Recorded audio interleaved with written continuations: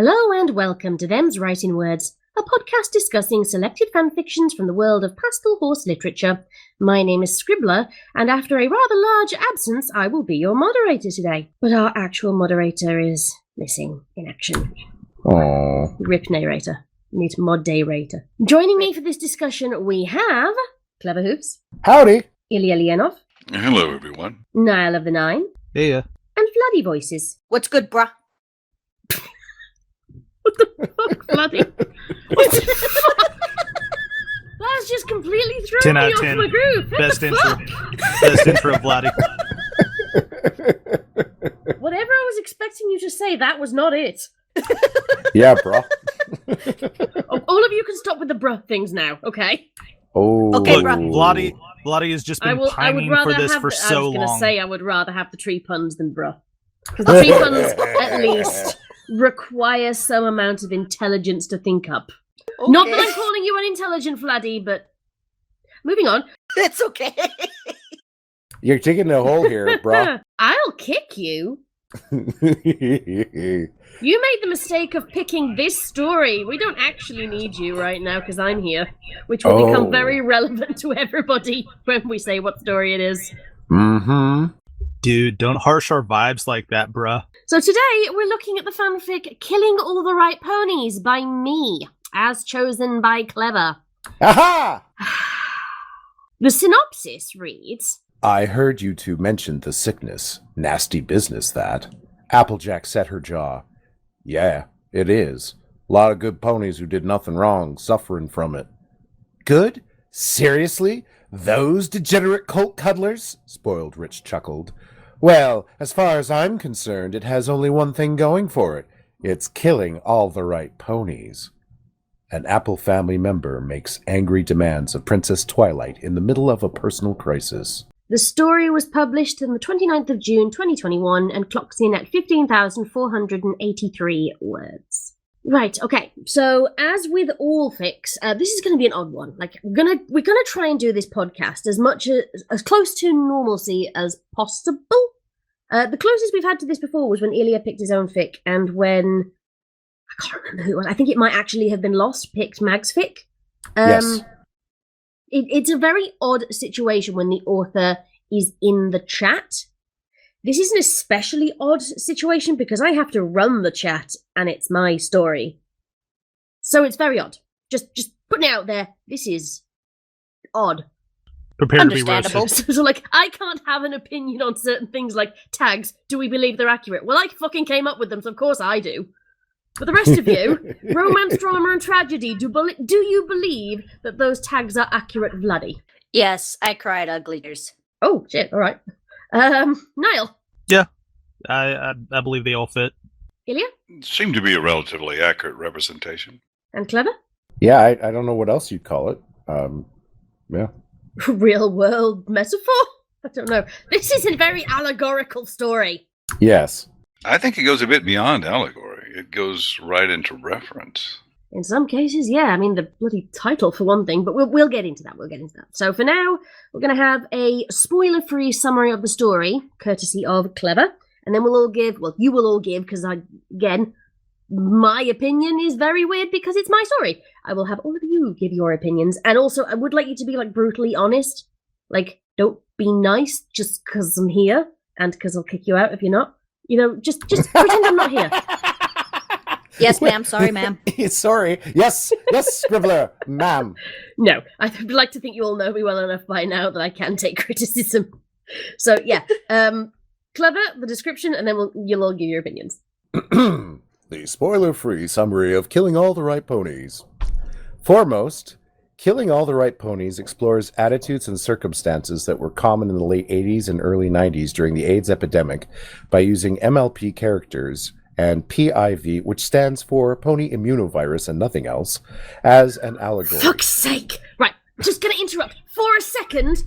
I had not realised what PIV actually stood for.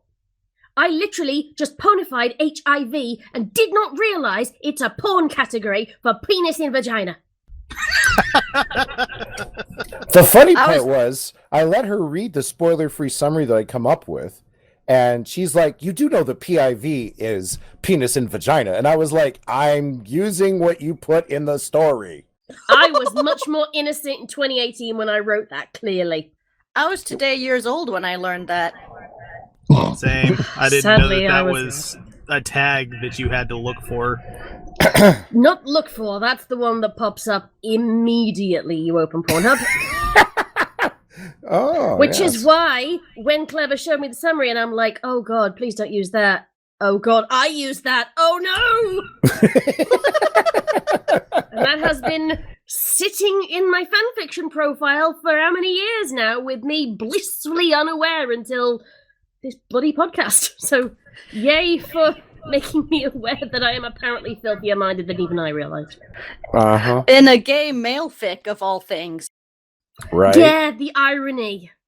Oh, The PIV killed the gay the penis. PIV. Anyway, back to the actual thing that's not going in the actual podcast. You should add it. Anyway. So, pony immunovirus as an allegory.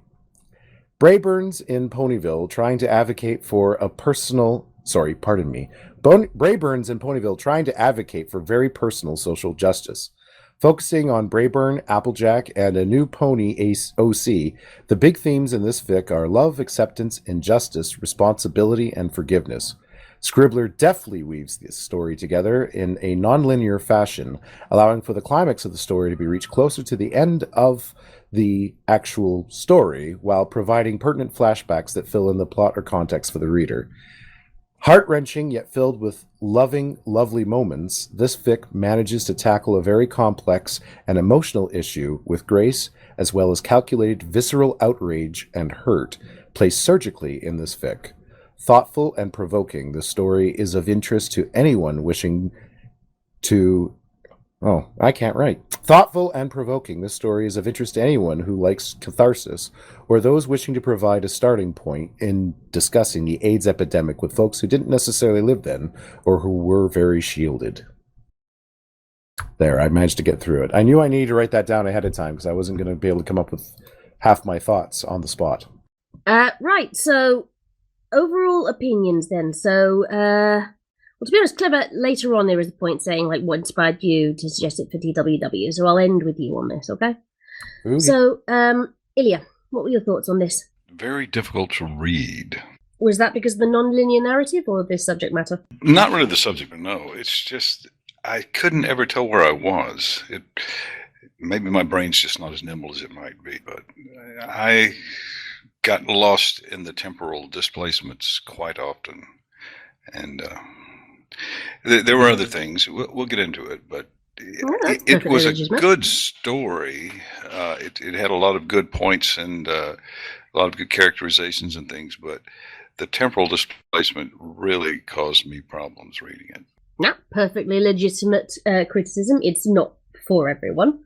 Meaning, like, your mileage may vary with a fic like this. It's not the first time I've written non-linear narratives, and they don't work for everyone. Niall?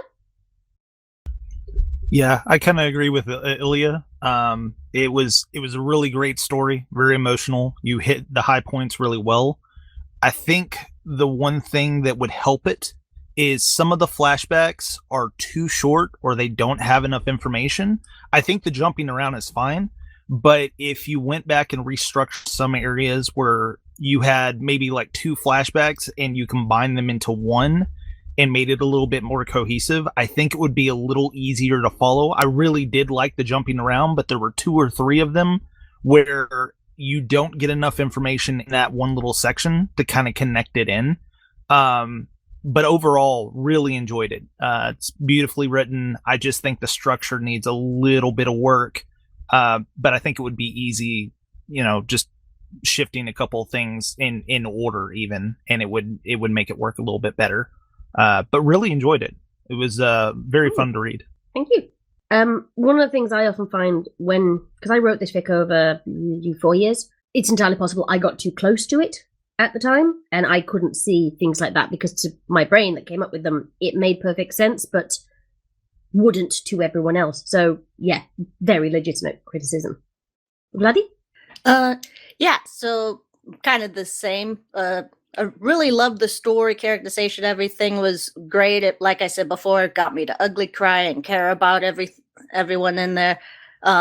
Very much like reading it, going between different timelines and flashbacks and everything. It does feel especially at the beginning, very much like trying to learn how to ride a bike.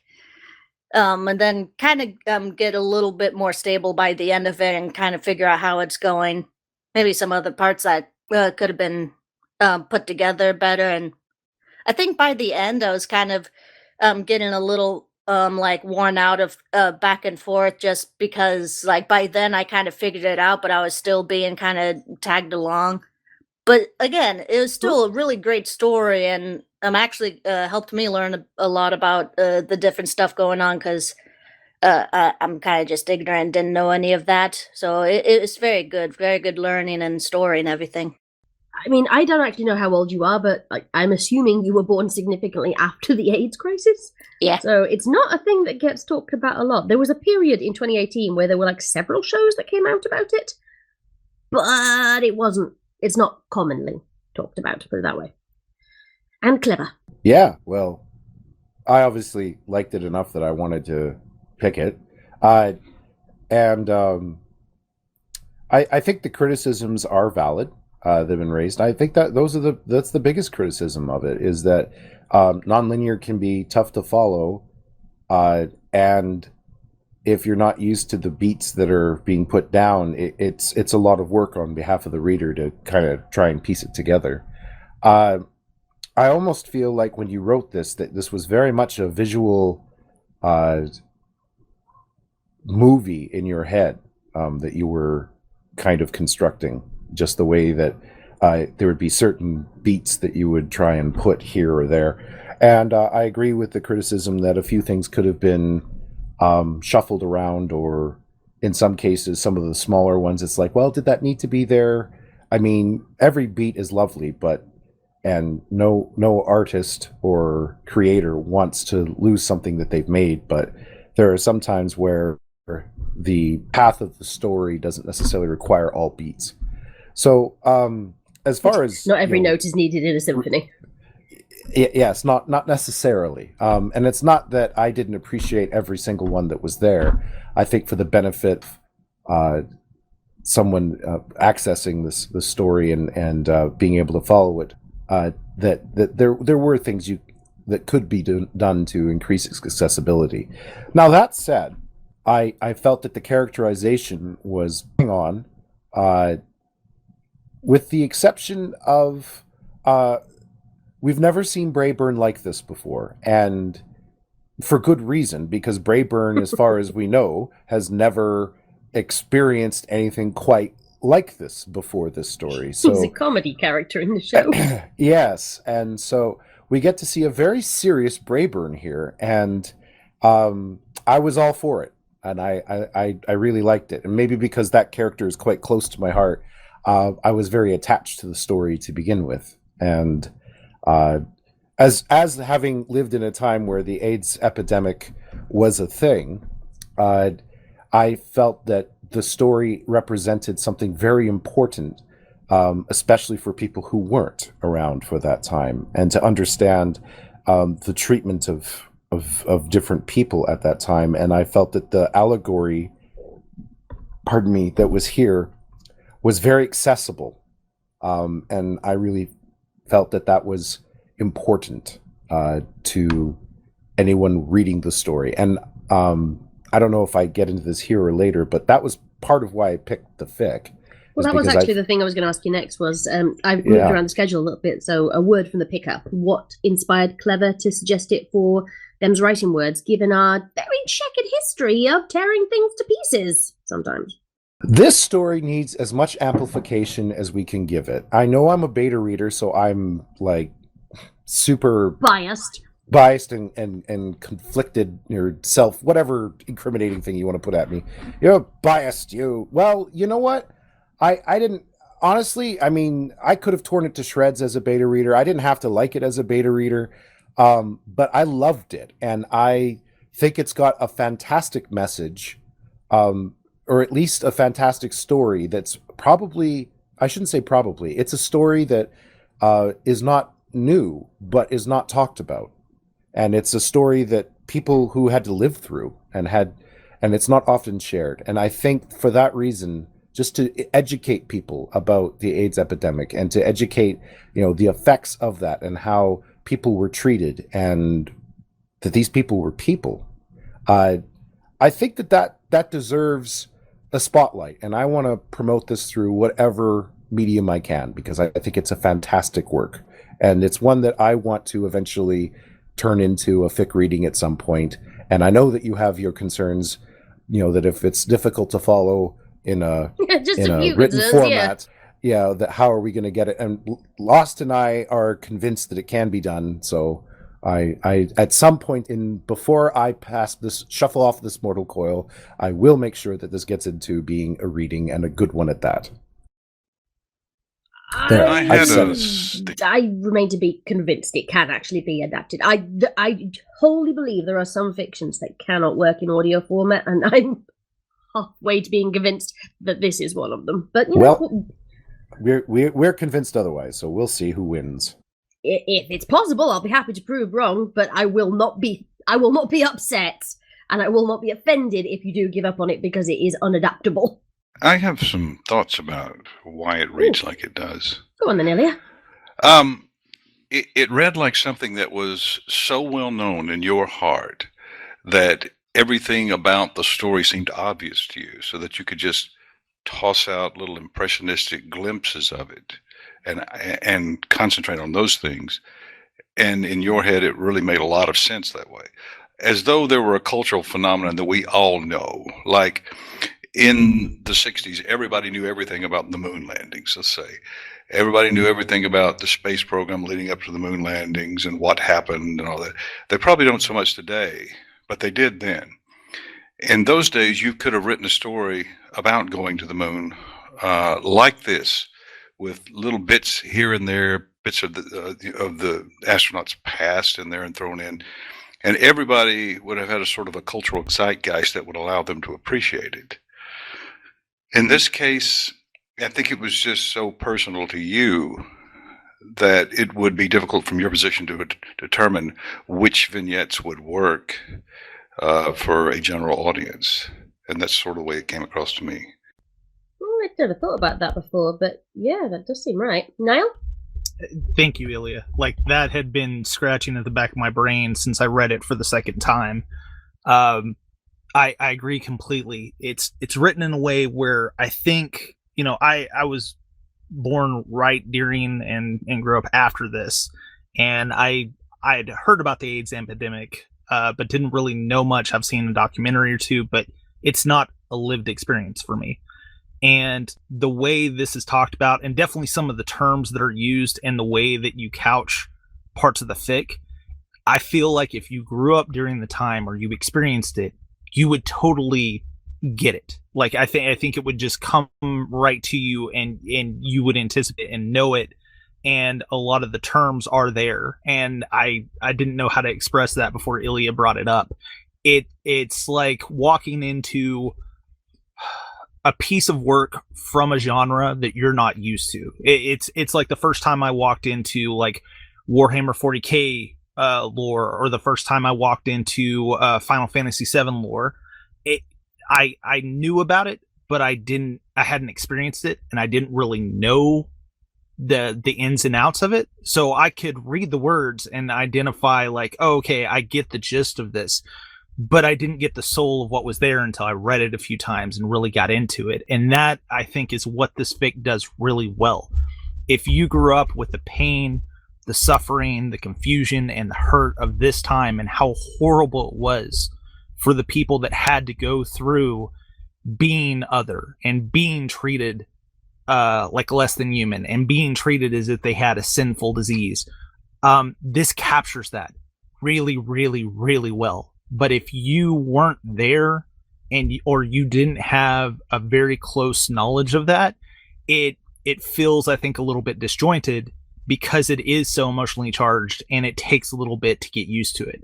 I will say, like, after the second or third reading of this, it impacted me much more in different ways, and some of that is just once you read it, you know what to expect, so it's easier to piece it together.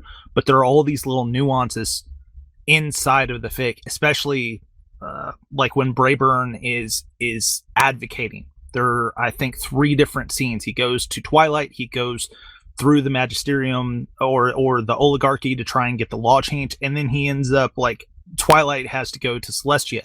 Those are some of the most emotionally charged and hard-hitting parts of the fic, and it's because once you realize what he's going through, it hits so hard, and I think you captured that perfectly in this fic. Like, I think you did such a good job with that. But if you're not familiar with the tragedy of this time and what it was like to be there, I think that's the hard thing to connect to. But if you were, this will hit a lot quicker and a lot easier. It's the curse of knowledge then, isn't it? That when you know something, you can't imagine not knowing it. So I suppose that might have gotten into the writing process. Like, literally hadn't even occurred to me until the both of you just said that's probably what has happened. That I knew bits because I grew up in that time period. I am old. I was a kid in the 80s. Shut up, you.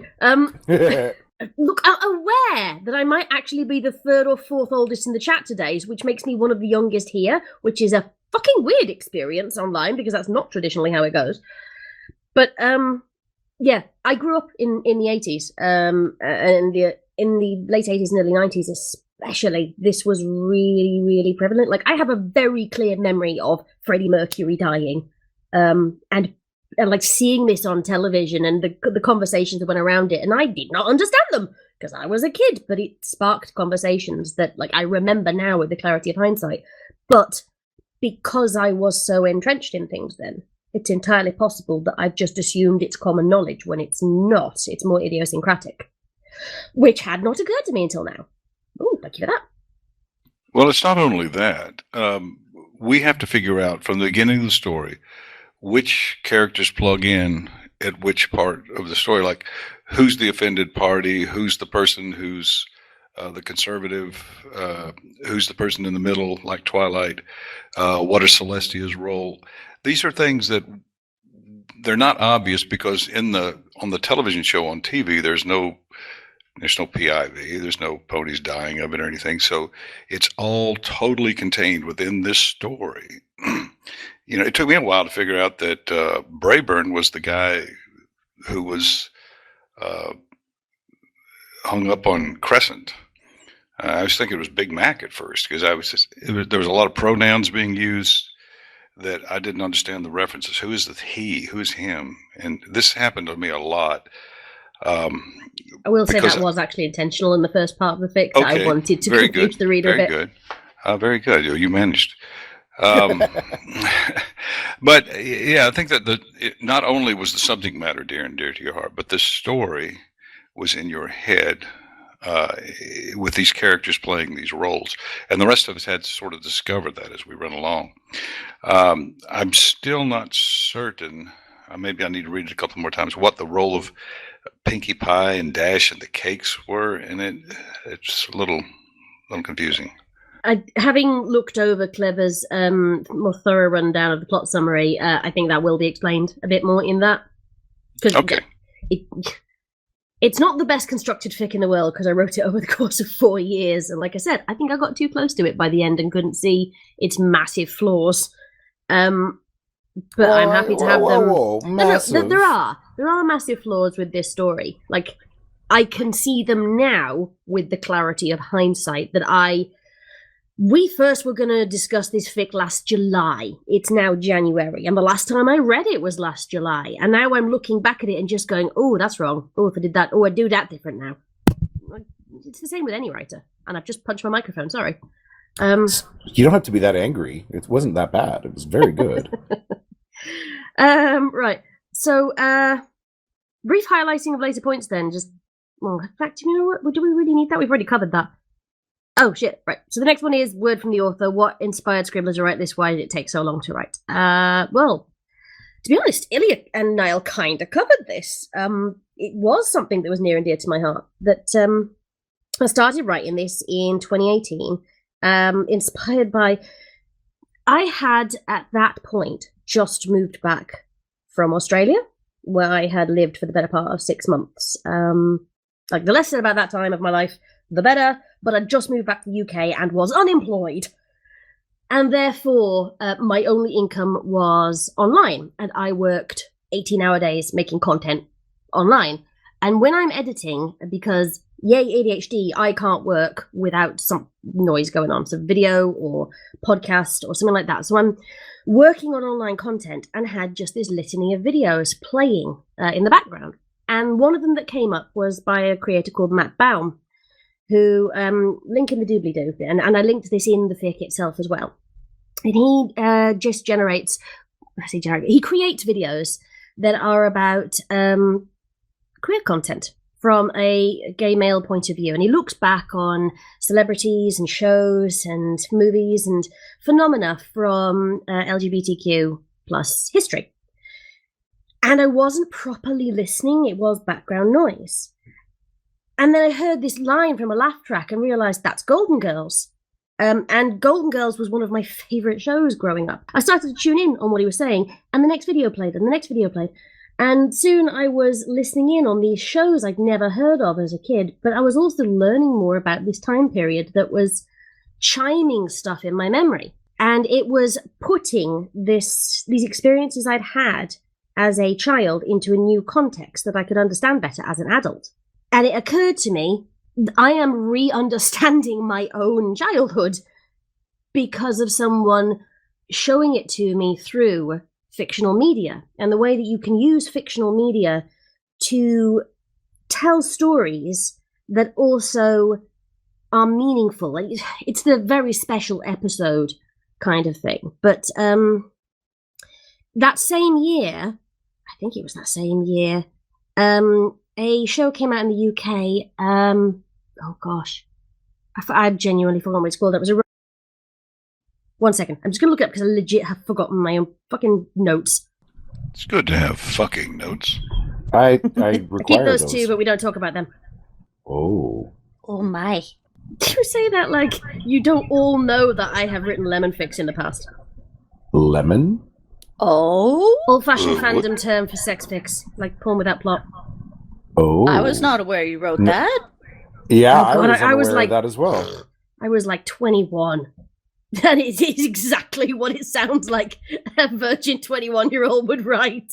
Scribbler's a fanfic artist. It happened at some point. They all do it. Scribbler has had many pseudonyms. Oh my. Oh my. Oh yeah. Yeah. Bow, bow, bow. It's a sin. There we go. Right. I had completely and utterly forgot my own bloody note. I've got it in front of me now. Because there were lots and lots of different things that informed like the creation of this story. It was this Matt Baum stuff, and it was a video called Long Time Companion that really sparked me off into, and this story kind of appeared fully formed in my head from that and became more fleshed out as I was letting these videos play. And it was things like a Lindsay Ellis video about Rent. It was watching a couple of commentary videos on It's a Sin by Russell T Davies that came out that same year.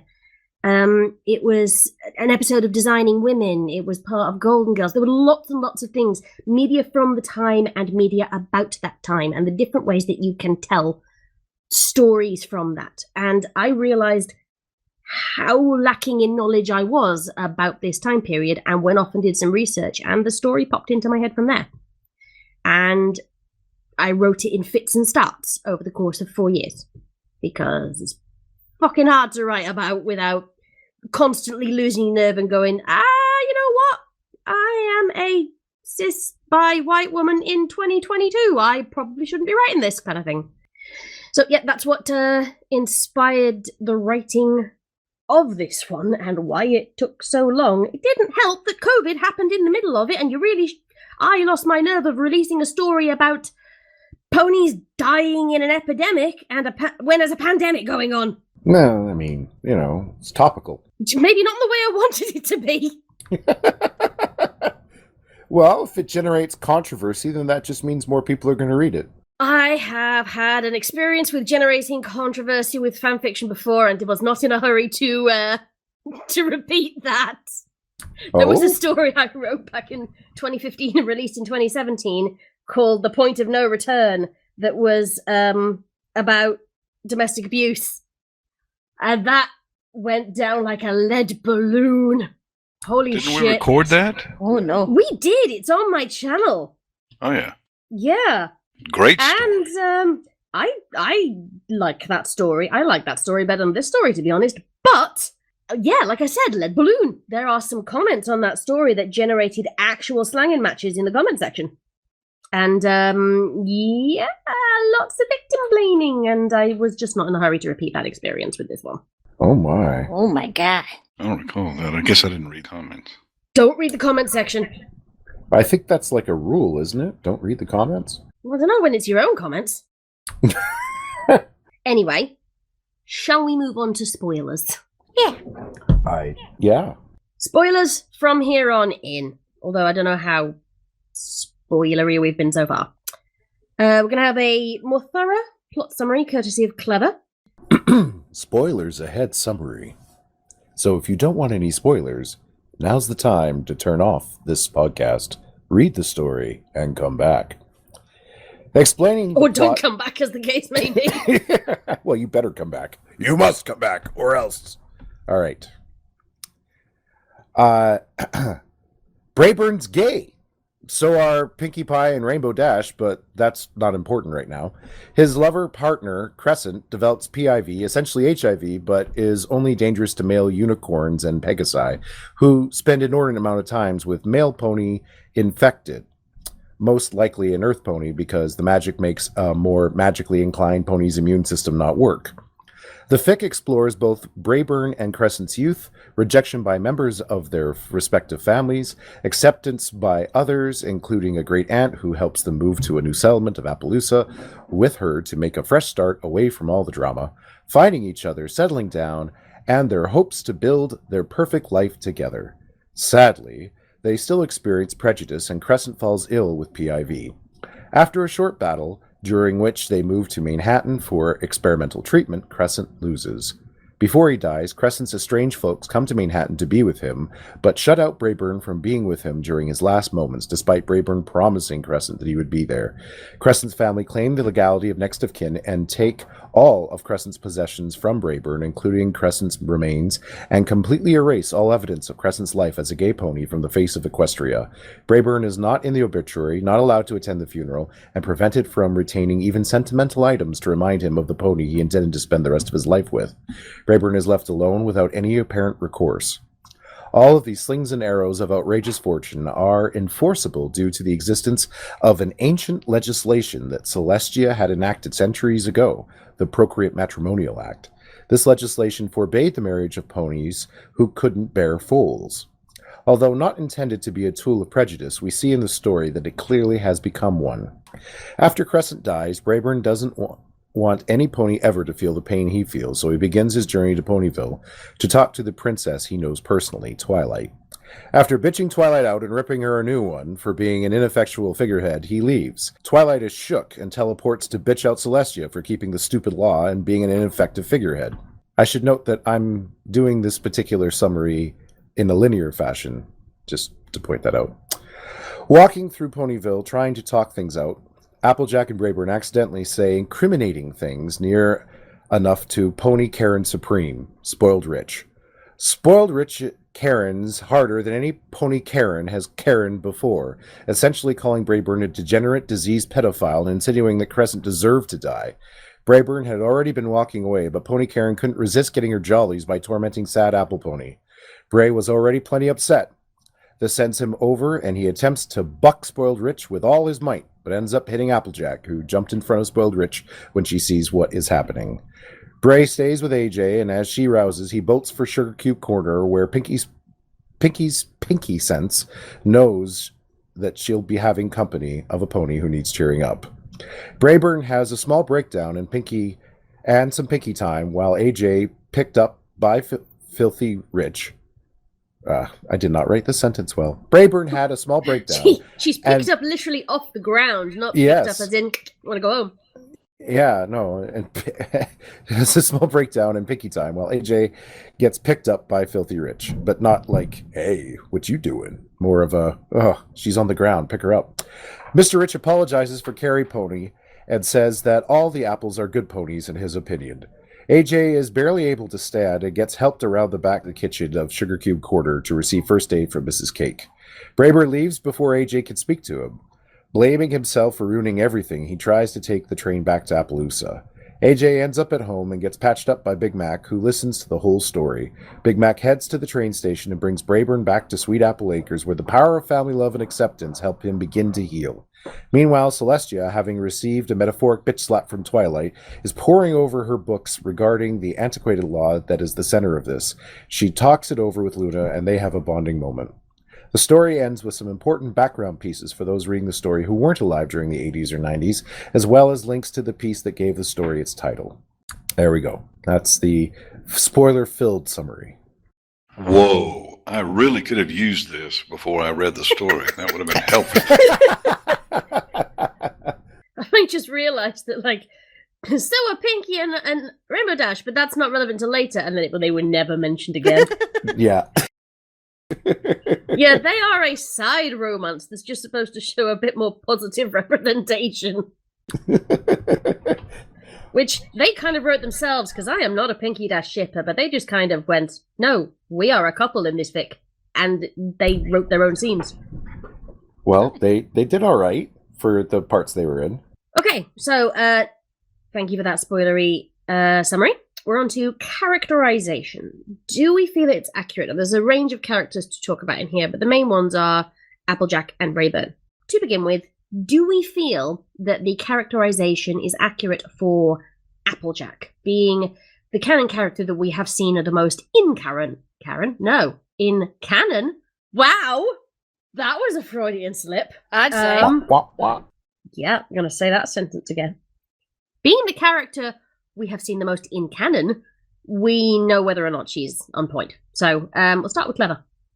Yeah, I heard her voice. I felt she was Applejack. Like, I couldn't imagine her Applejacking any more than she Applejacked. That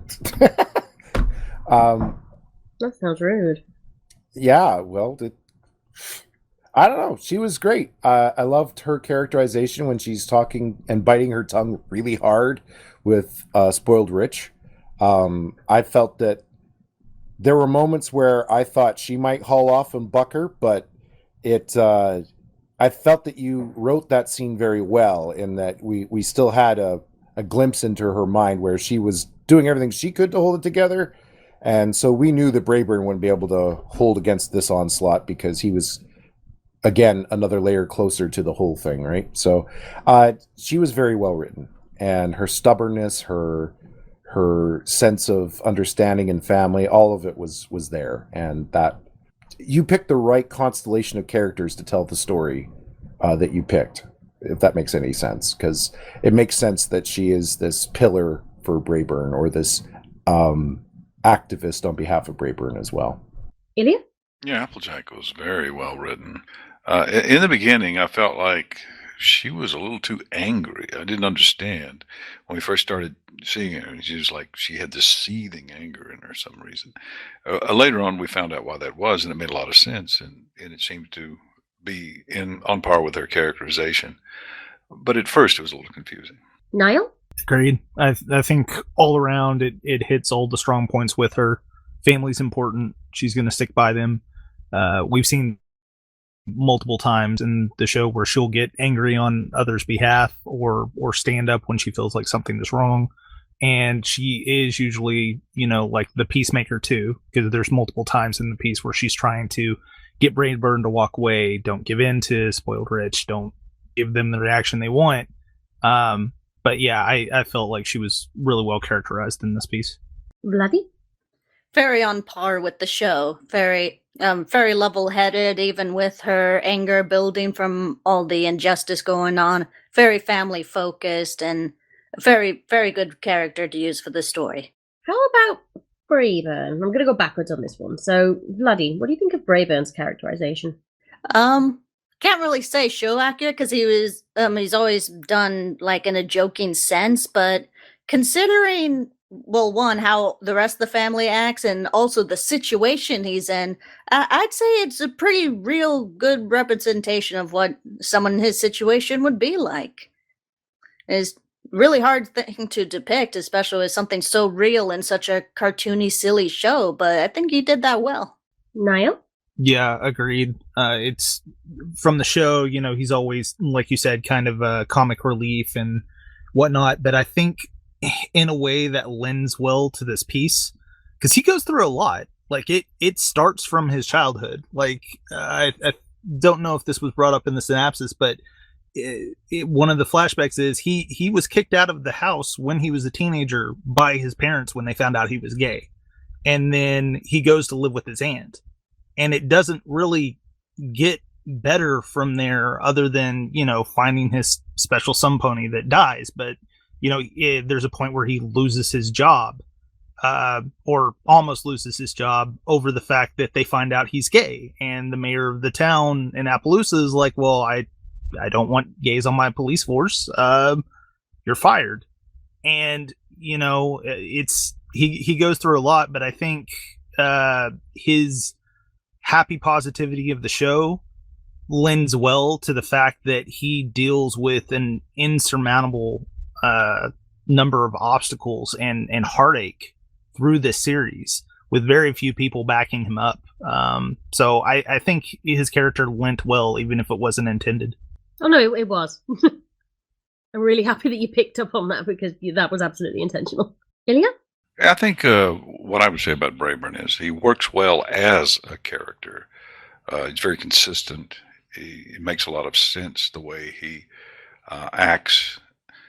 We don't know much about Braeburn because he's sort of an incidental character in the show. So you can pretty much paste onto him anything you want. And what you have pasted onto him is very consistent. And it seems to follow very well. So I was very pleased with it. And clever. Well, I guess having read other Braeburn fics where other people have pasted on different things to him, I felt, as Illya did, he was written very consistently, and as a result, I bought it. I bought it hook, line, and sinker. This was gay Braeburn dealing with the loss of his life and feeling personally responsible for it, and trying to work through how to deal with that and how to do anything with that. And I can't help identifying with the guy, not because I've been through any of that. I love the character, and that feeling of responsibility. And I really felt he was very well written. Good on you for never having been a gay pony and having to imagine what that would feel like and to write him that well. And being a member of the Apple family, just in general, I think that was a good character to hang this on because of the importance of family to that family and how rejection from that family would also inform this character. Like it just heightens a lot of the beats that you try to get across in this story. So I felt it was a good choice and it was a strong characterization. It's funny you should mention the rejection part of it being part of his character because that's very, very personal.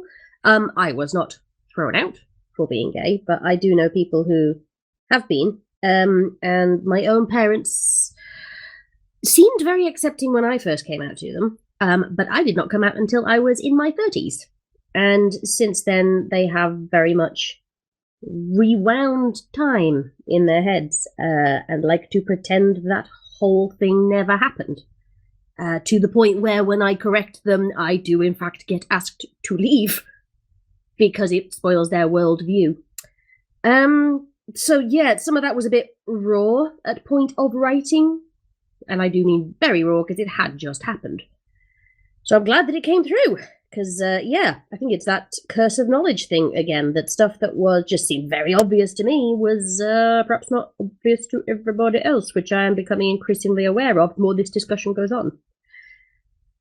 We'll do RD, Pinky, and Twilight at the same time, because they are all much of a much in terms of how much they appear in this fic. So we'll start with Niall, right in the middle of the pack. Niall, what do you think of Rainbow Dash, Pinky, and Twilight in this? I think they were good. It's no real major differences or standouts or anything. I do think like you did capture Twilight pretty well on the whole, like, well, it is what it is supposed to do, and then realizing she's a princess, and then taking that pain and rage and advocating in the ideals of friendship and what she believes and stand for. I feel like that was really well done, as well as her confrontation with Celestia. So yeah, well done. Illya? I still don't have a clear understanding of what role Pinky and Dash played in the fic. They seem to be in character. Twilight's was an incredibly well-written part. Every bit of her sort of, I don't know, in the head, book learning sort of, it was all incorporated into the things she did. She tried to approach it from a logical standpoint, and it took her a while to come to the emotional side of the issue. And when she did, then she formulated a plan and went after it and attacked it. So it was one of the best written Twilights I've ever seen, to be honest with you. Oh gosh, high praise. There you As go. far as Pinky and Rainbow Dash go, Pinky was there to give Braeburn a ray of hope, to be honest, to begin with, when he goes to Sugar Cube Corner. Niall? I believe that they were, in essence, the closet gays, was my understanding from the reading. Yeah. So they were in a relationship, but no one really knew, or like their friends knew, but it wasn't talked about.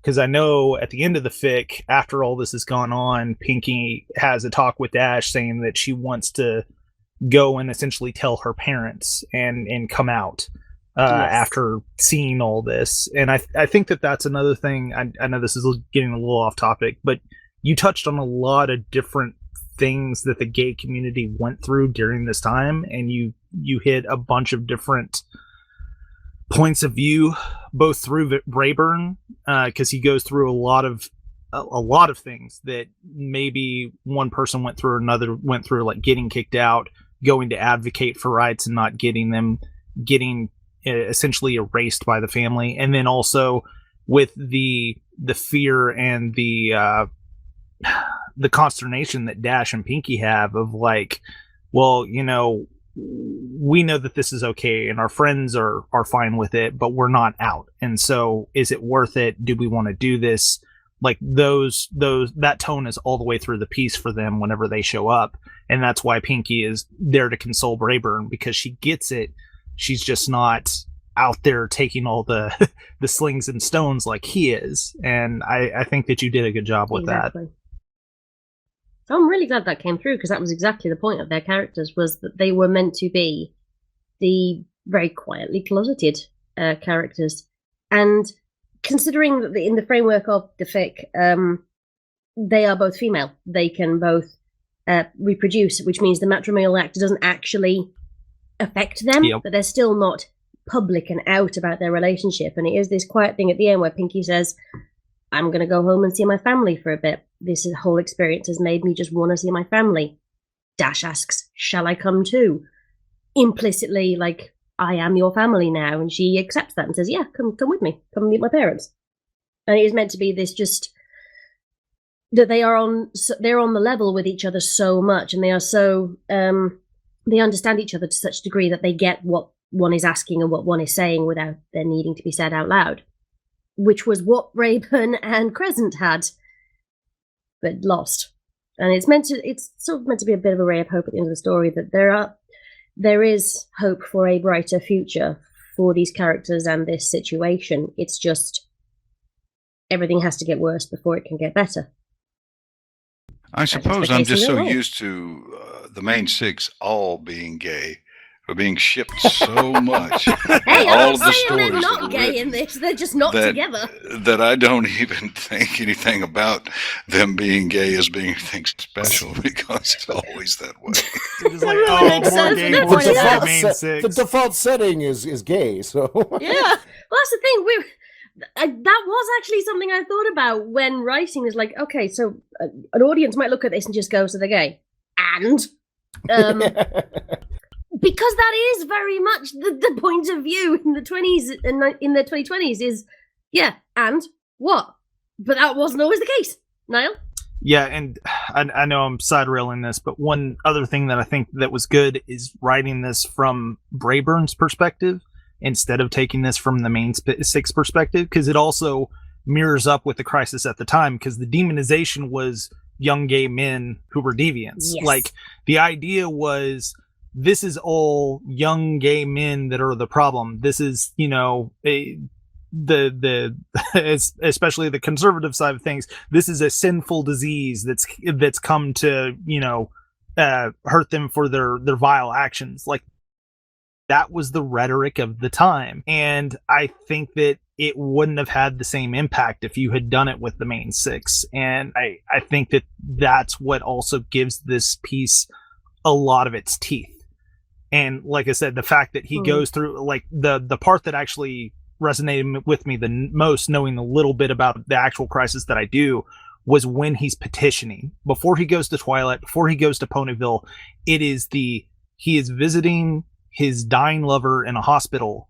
And when he's not there, he is going and petitioning the government to make a change. And there are some people within the government, just like there was back then, that are sympathetic. They're like, look, we want to, but there has to be a majority, or we want to, but there has to be somebody else that rules, and we can't just make this go away, even though a lot of us agree with you. This is a stupid law. We want to get rid of it, but you can't wave a magic wand and make bureaucracy move for you.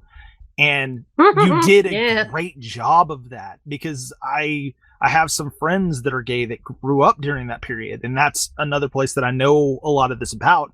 And they talk about the lobbying and the frustration and the things that came along with it, and the fact that it wasn't normalized until, like you brought up, the Golden Girls. The Golden Girls was one of the first shows to talk about this, A, at all, but B, to talk about this in a human way, to talk about these people as if they were people and not lepers. And you did a good job with this fic of touching those points, even though, you know, it could be a little bit confusing. You hit all of them, and you did a really, really good job with it, especially with Braeburn. Oh, thank you. This does seem like a prescient moment to bring up some of the references at the end. I said during the summary that we'd come back to them, and now does seem a pretty natural time. I'm going to read out some of them, just the ones that are relevant, because this fic was very much based on real events. And some of the stuff that came out was especially about America and Britain. I could not write from the perspective of any other country, because my research didn't give me a lot of stuff about that. My first touch point was my own childhood, recontextualizing that, and then looking at how things were handled in America, because so much of the media I consumed as a child and as an adult is from America. So it's very easy to fall into the mindset that your own little bubble is just the way things are until you broaden your mindset a bit. So regarding this story, there are some themes that came out of the real world. And one of the first ones is the title, Killing All the Right Ponies, because this is almost word for word the title of an episode of Designing Women from 1987 entitled Killing All the Right People. In it, a young man dying of AIDS asks the main characters to help design his funeral, as his family have disowned him for being gay, and he has no one else to ask for help, so he goes to these professional designers.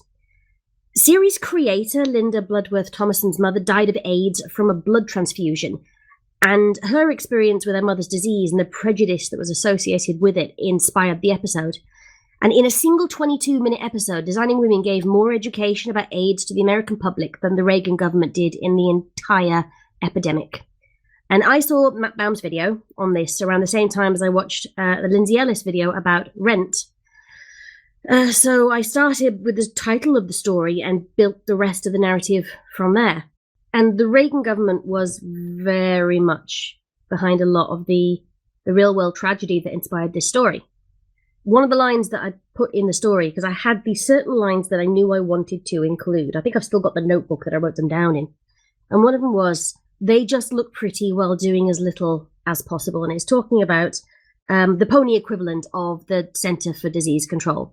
Because in early 1985, during the AIDS epidemic, the Center for Disease Control in America, it developed America's first AIDS prevention plan. And it was led by a really renowned epidemiologist called Dr. Donald Francis. And it would have worked. It would have done a lot to save thousands of lives. And Ronald Reagan's government was really quick to reject it on February 4th, 1985. And in August 2012, Dr. Francis gave an interview, and in this article for the Journal of Public Health Policy, he recounted that Dr. John Bennett, the CDC's central coordinator for AIDS and the AIDS task force chairman, told him, literally, done. They rejected the plan. They said, look pretty and do as little as you can.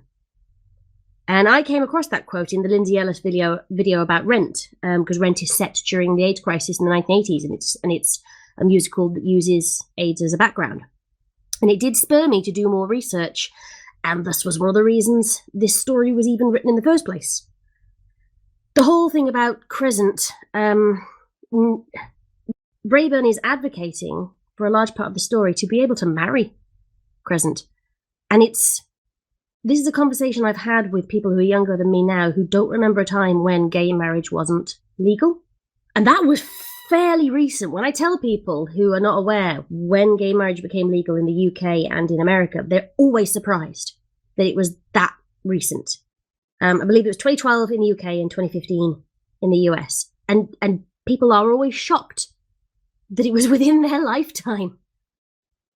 Because a lot of people want to get married to have the protection of the legality of marriage, because what happened in the 80s during the AIDS crisis was that a lot of people were erased from their lovers' lives after they had died because there was no legal recourse to protect them. And Crescent Crescent listed me as his life partner on account of that's all he could list me as, and life partner ain't a legally recognized term. And that's a side fling to a line from the movie Longtime Companion from the 80s, which was probably the most harrowing look at HIV's impact on the gay community in the 80s that I ever saw. Until It's a Sin premiered in 2021. And yeah, if you can, watch It's a Sin. But absolutely have a box of tissues nearby. Because I don't cry easy. That shit wrecked me. Because there was stuff in there about the effect HIV had on the body that I didn't know. I didn't know it causes Alzheimer's, early onset Alzheimer's. Did you know that? I didn't know that. Because why would we? It was not a very reported on part of the disease. But the idea that Braeburn is completely and utterly erased from Crescent's life, despite being a massive part of it, is still something that happens to people today. And I kept seeing things about this, and it's happening now to trans communities, that after they die, people are their whole lives are being rewritten, and they are being remembered incorrectly from the version they wanted to be. And it makes me angry. It makes me incredibly furious that this shit was going on in the 80s and it's still going on today, and that's one of the main motivators for this story was anger. So yeah. Well, that came through. Very much so. Well, I'm glad for that. I'm glad for that. Yeah. The only other thing from the references in this was Spoiled using the phrase cult cuddlers and Applejack going, you know that means paedophile, because that just bugged me about the early pony fandom. If cult means little boy, please don't call gay ponies cult cuddlers. It means paedophile. That always rubbed me up the wrong way, that term. I don't know why it became a thing. Please stop it. Oh, I didn't know that. Well, it's not like an officially recognised thing. It just bugged the hell out of me that cult means little boy, and people were using cult to mean little boy, and then calling gay ponies cult cuddlers. Well, I guess they could have used the term stallion stuffers. Oh my god. Illya breaking the tension. There here. you go. New terminology brought to you by Illya Leonov. Yep. Stallion Yeah. stuffers. Stallion stuffers, not cult cuddlers, because in the 80s, gay men really were thought of as paedophiles for being gay. Can we please call them stallion stuffers instead, because that's better. It's 120% better. I'm my brain is just exploded because of how awesome that was. Oh my god. The topic got so I heavy. like that broke all the tension with stallion stuffers. Yeah. All the tension gone. Yeah. That was very much needed. It's always thank good. you. How long have you been? Was that just off the cuff, Illya, or have you been sitting on that for a while? No, I was just thought that up right then. Oh, there you go. Illya is Brilliant. very, very witty. Right, I have talked for far too long. So, impressions of the prost. Oh, wait, Whoa, no, sorry. whoa, Fucking whoa, hell. whoa. Sorry. Clever, Hang on. clever. Yeah, thank you. I still have some things to say about Pinky and RD. Go And on. I never got to speak. Yeah. Sorry, I talked for too long. Vladdy, how about you go, and then I'll if I need to say anything, I'll say something then. Basically, same as everyone else. Twilight in her situation just done well at trying to appear as a political figure, but then when she finds herself failing, she breaks down and shows that she really is just a person and feels powerless and everything. And RD and Pinky done really well. It was weird seeing Pinky so serious at times, but at the same time, it's a very serious situation, so it's hard not to be. And she still had like everything else about her the same, or Pinky sense and wanting to talk with her family and stuff. It all fit very well. I wanted to pile on that. That was the one characterization I didn't have a problem with it, but I've never seen Pinky so serious. And I agree with what Vladdy said in that, well, this is a very serious situation. And how do you write a serious Pinky? And it was interesting. I'm glad that she was more serious than I don't know what the flighty. I guess she could have been a little more flighty, but I preferred her taking this the way that it did, because it seemed to, if you know regular Pinky, it almost brought more attention to the goings-on of this story, because it was like, the Pinky's taking this seriously, you should take it seriously too, as a reader. Exactly. Pinky's actually quite an emotional character. If you really think about some of the episodes that have focused on her, she has some legit sad moments. Like just to take a break from the fic for a second, think about canon. Think of some of the lessons that have been into Pinky's episodes. Things like, you're not always going to like your loved one's partners, but you have to accept their choices in life, even if you disagree with them, and just be there for them when they need them. That's quite a heavy message for little kids. Yeah, but even in that episode, she's pretty... I'm trying to think of the word for her. Silly. She's a bit silly, but she's also kind of flighty. Like she doesn't sit... She's not a sit and think, right? There's always motion with her. And whether that's emotion or literal motion, there's always some kind of motion with her. And this Pinky almost feels grounded and still at times. To be fair, she fell out of a window in the first scene she was in. That happens all the time. Yeah, that's okay. She just absolutely trusted that Dash was going to save her. Yes. Pinky sense. Pinky's a study in contrast, though. A lot of her wisdom comes through so strongly because it's contrasted against the constant silliness. So if he ever says anything profound, then it really stands out as profound. Agreed. You gotta share, you gotta care. It's kind of the reverse of Illya making some silly comments of Stallion stuff. That's true. Hey, I'm a funny guy. Oh, You say it like that, absolutely. but you legit are. Very. I still remember your impression of Pinkie Pie from the Silent Pony Day review and stuff.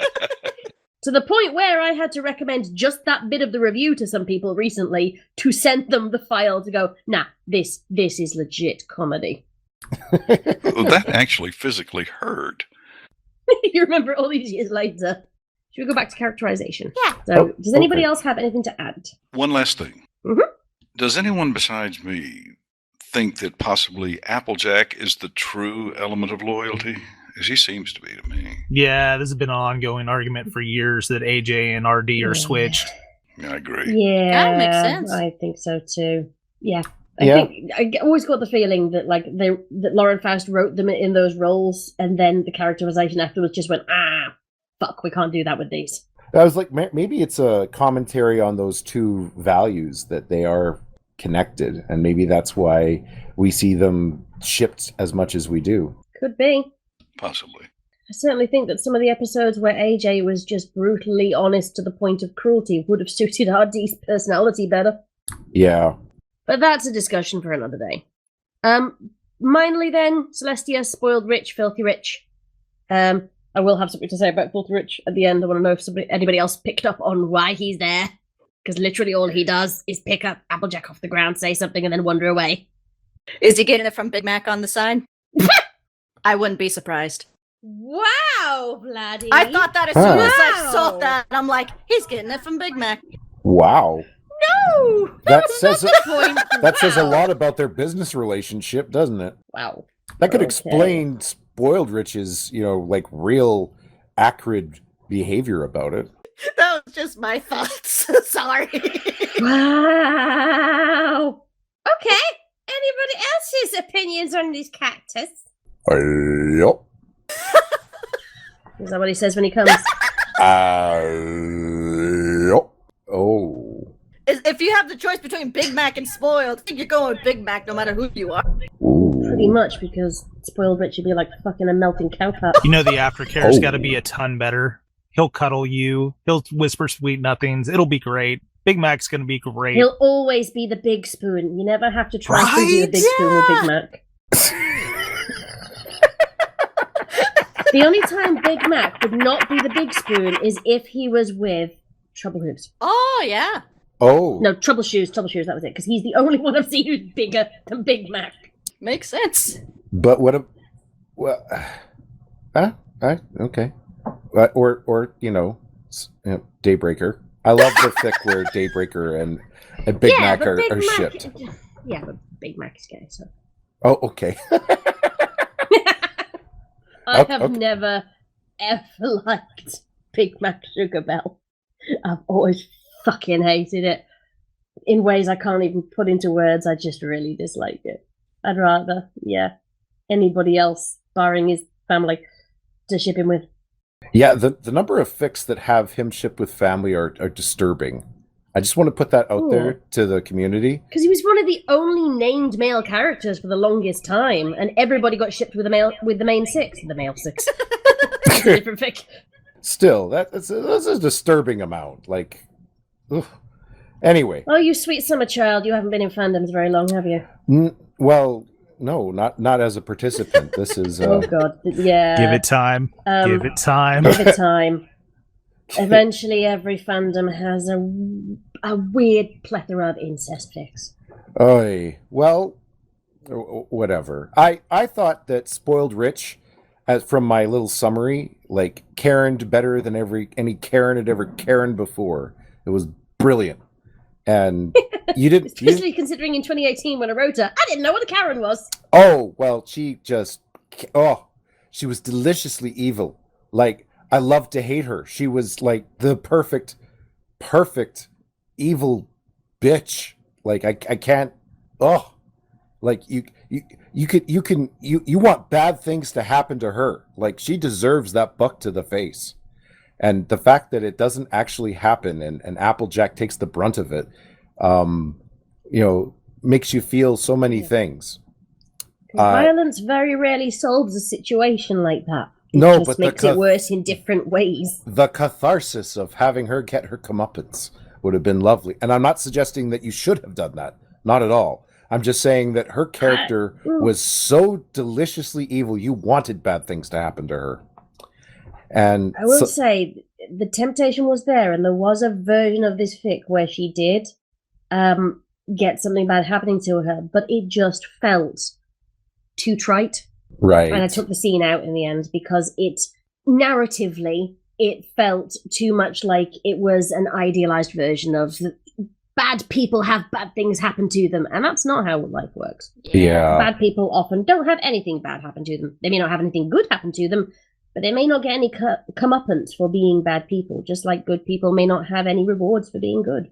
That's just not how life works. Or, and for those, for everyone that believed in karma, that just felt really sad after you said that, I have an alternative take on that, and that is that we don't always get to find out what someone's comeuppance is. Yeah, yes. And we don't always get to understand what someone's reward is immediately, because sometimes those seeds are planted and they take a long time to flourish. And so it's not always immediate. I have a firm belief that that doing good and being good, it's not that you do it for reward, it's because it is the best thing to do and it's the best way to be. And that it's not a reward so much as a consequence, what ends up happening to you as a result. And people who are horrible and awful will eventually reap the consequence of that. Again, not a punishment so much as there are consequences for behaving that way. And again, it's unfortunately not, you can call it karma, but karma's not always immediate, though it's lovely when it is, but it sometimes it takes decades or longer. Anyway. Well, I have a personal policy of try and put more good into the world than bad. Exactly. Emphasis on the try, because we can't always get it right. That was my favorite scene in the entire fic. I mean, I absolutely loved it. And I don't think it was at all about Spoiled Rich. She was sort of a MacGuffin in there. It was a bit of a straw pony. It was about some of the other characters. I'm convinced that Spoiled Rich lives her life in just a horrible place. I mean, she gets her comeuppance every day because she doesn't have the joy that she could have if she wasn't like that. But it showed just what a great pony or person that Applejack is. You know, she was really hating on Spoiled Rich, but she defended her rather than have her hurt by Braeburn and have that, that kind of angst laid on Braeburn for what he would have done. And then it was also a wonderful scene for Filthy Rich, who I've always thought was an underappreciated character. Yeah. Filthy Rich is a good guy, and he just happens to be married to a virago. And as it turns, he also just happens to be a rampant capitalist. It still manages to be quite a nice character. But there really aren't any more villains left. I mean, you need somebody. I guess Spoiled Rich will do. But who in that story is a villain, except for the people that didn't care? But an active, evil, mean person, she's about the only one in there. So you kind of need that. The only other characters I wrote as antagonistic were Crescent's parents, and even I hope it came across that they were talking from a place of, they don't accept him. They don't accept his life choices, but they're also talking from a place of they did love him, and they're grieving, and it makes them cruel. They're ignorant. Yeah. They just acting out of ignorance, but Spoiled was acting out of malice. Niall? Yeah, there was one other person like that too, the mayor from Appaloosa, when he wanted to get Braeburn fired as well. So there wasn't a lot of depictions of actively trying to destroy, but Spoiled Rich and the mayor trying to essentially sack Braeburn were like the two, I guess you would say close-minded, bigoted archetypes in the thing. But the mayor wasn't anything like Spoiled. The mayor was probably just politicking, basically. Yeah, that's true. Spoiled wants to hurt people. The mayor was basically just ponified Section 28. Ah, I gotcha. And that's what I wrote him as.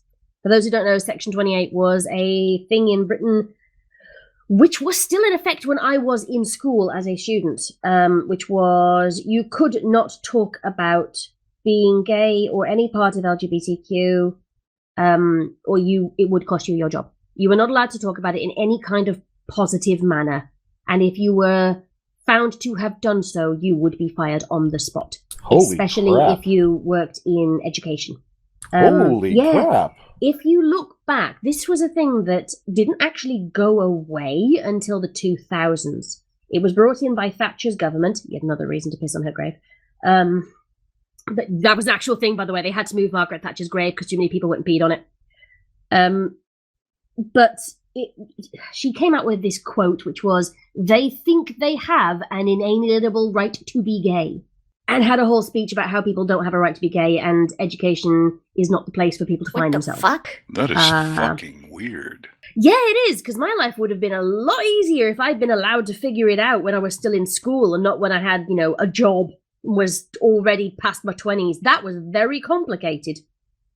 But it was... There's footage of weirdly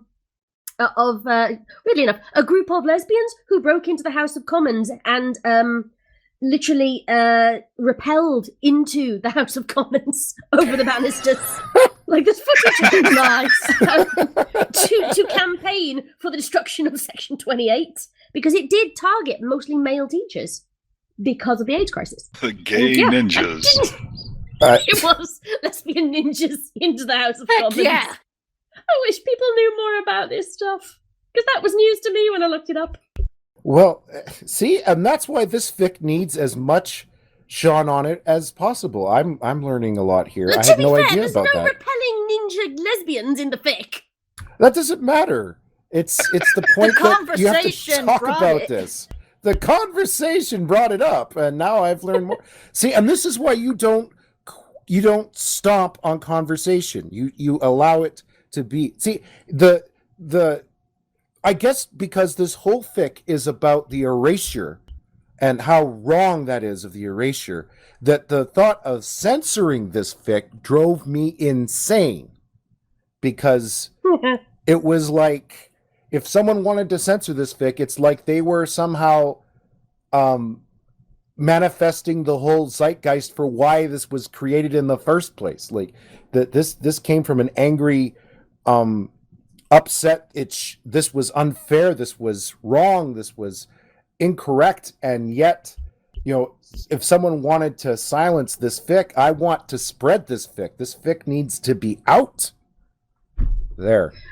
I know where you're going with this, but Niall has been tapping for a while. So Niall, go Niall. Yeah, just wanted to bring it up because we've talked about this and the AIDS crisis, but also Scribbler, you've been talking about this still happens today. And one of the big ones for me growing up and also in my 20s was when I joined the Marines. Even when I got out in 2013, like, Don't Ask, Don't Tell had technically been repealed, I believe, by then, but it was still a thing. You did not say openly that you were gay in the military when I got out in 2013. So do you want to just briefly explain what Don't Ask, Don't Tell is for those who don't know? Similar to what you were saying earlier with the laws in Britain, if you said that you were openly gay in the military, you would be dishonorably discharged. You would be kicked out immediately.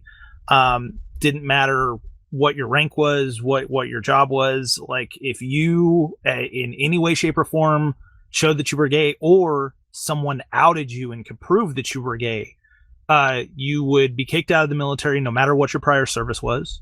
You would lose any benefits you would have had because they would give you a dishonorable discharge, and that was the end of your career. And it cost a pension as well, didn't it? Yes, you lost your retirement. You lost any benefits you would have had. You, I believe, in certain situations, you could lose your GI Bill even if you deployed. It was rough. What is the GI Bill? The GI Bill was the fund for college, essentially. It's what a lot of us were brought into the military during the early 2000s for. Some of us came some of us came for, patriotic pride and whatnot. A lot of us came because we couldn't afford college.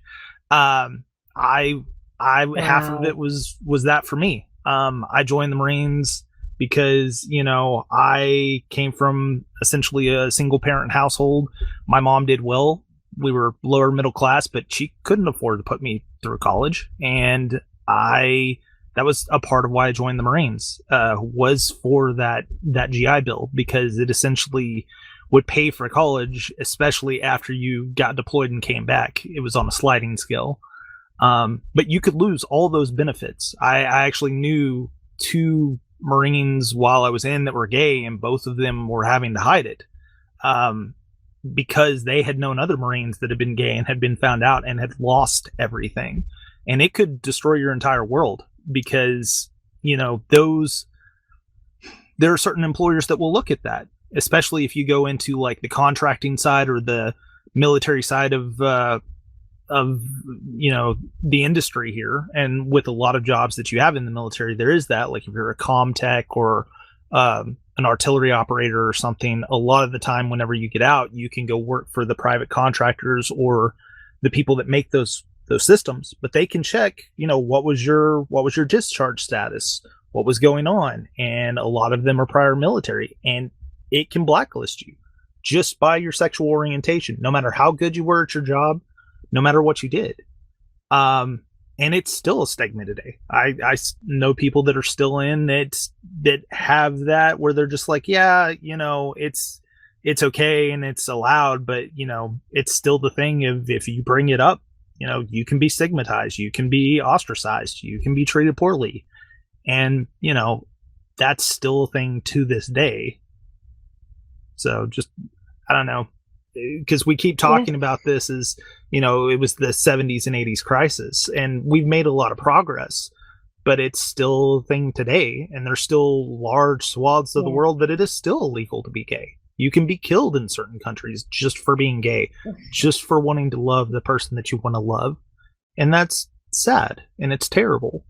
It's also that I'm seeing a lot of the same rhetoric coming out now about the trans community, that literally you could just find and replace the word gay for the word trans, and it's identical rhetoric to the stuff I grew up hearing in the 80s and the 90s.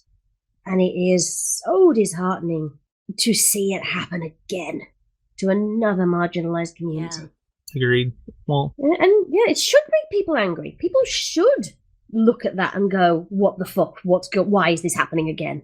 They shouldn't just blindly accept it because it's easier. Because that's what happened before. It was easy to ignore something that was happening to a community other than your own. And fuck that in 2023, I'm afraid. No, you don't get to be ignorant anymore.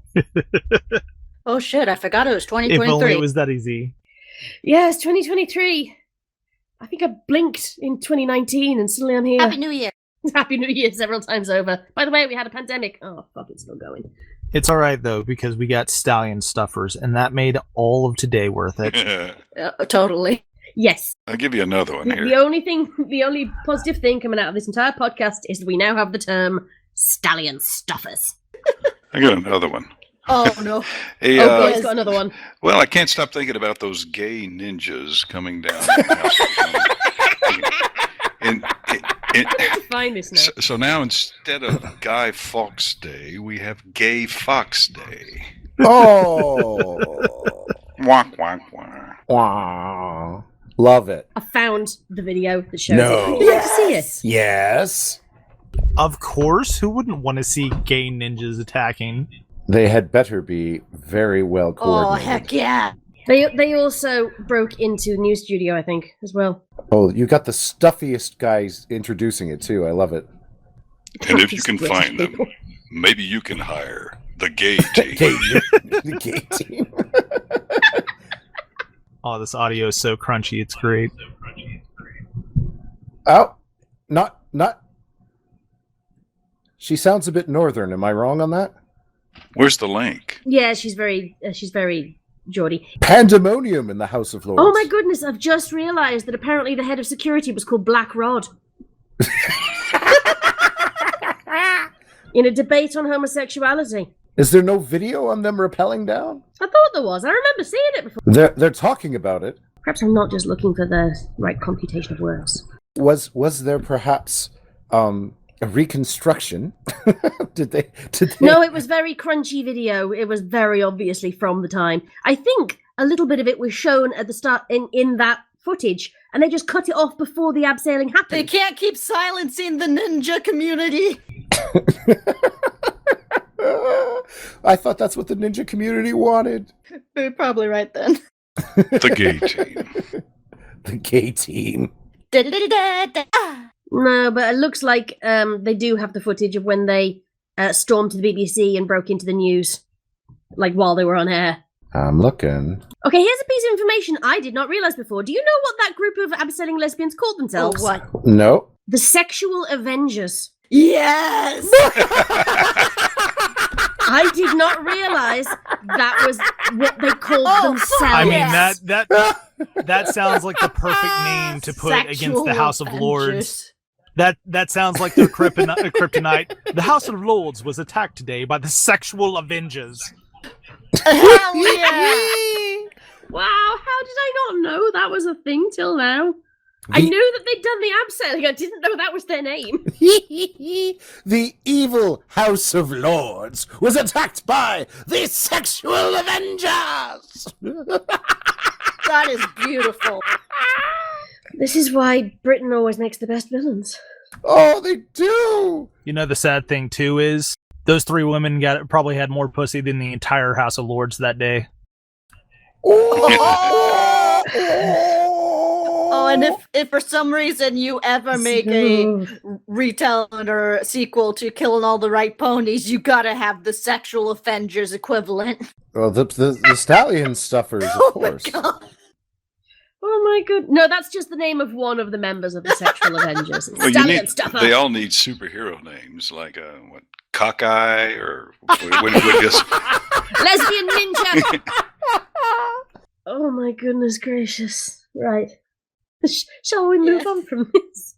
Can we? Is it possible? All right, next I point. don't know. We haven't made it past point. Yeah, let's go. Next point. We've been talking about characterization and background stuff for like an hour. What's Well, point 5? Let's just go straight into the pro style. 5 was never there. Yeah, 5's never there. We've got 6 and 6A. So, to be honest, with me, like, Numbers I'm shit at aren't a maths, thing, so it's yeah. entirely possible that 4, 6, and 6A are the real numbers in Scribblerverse.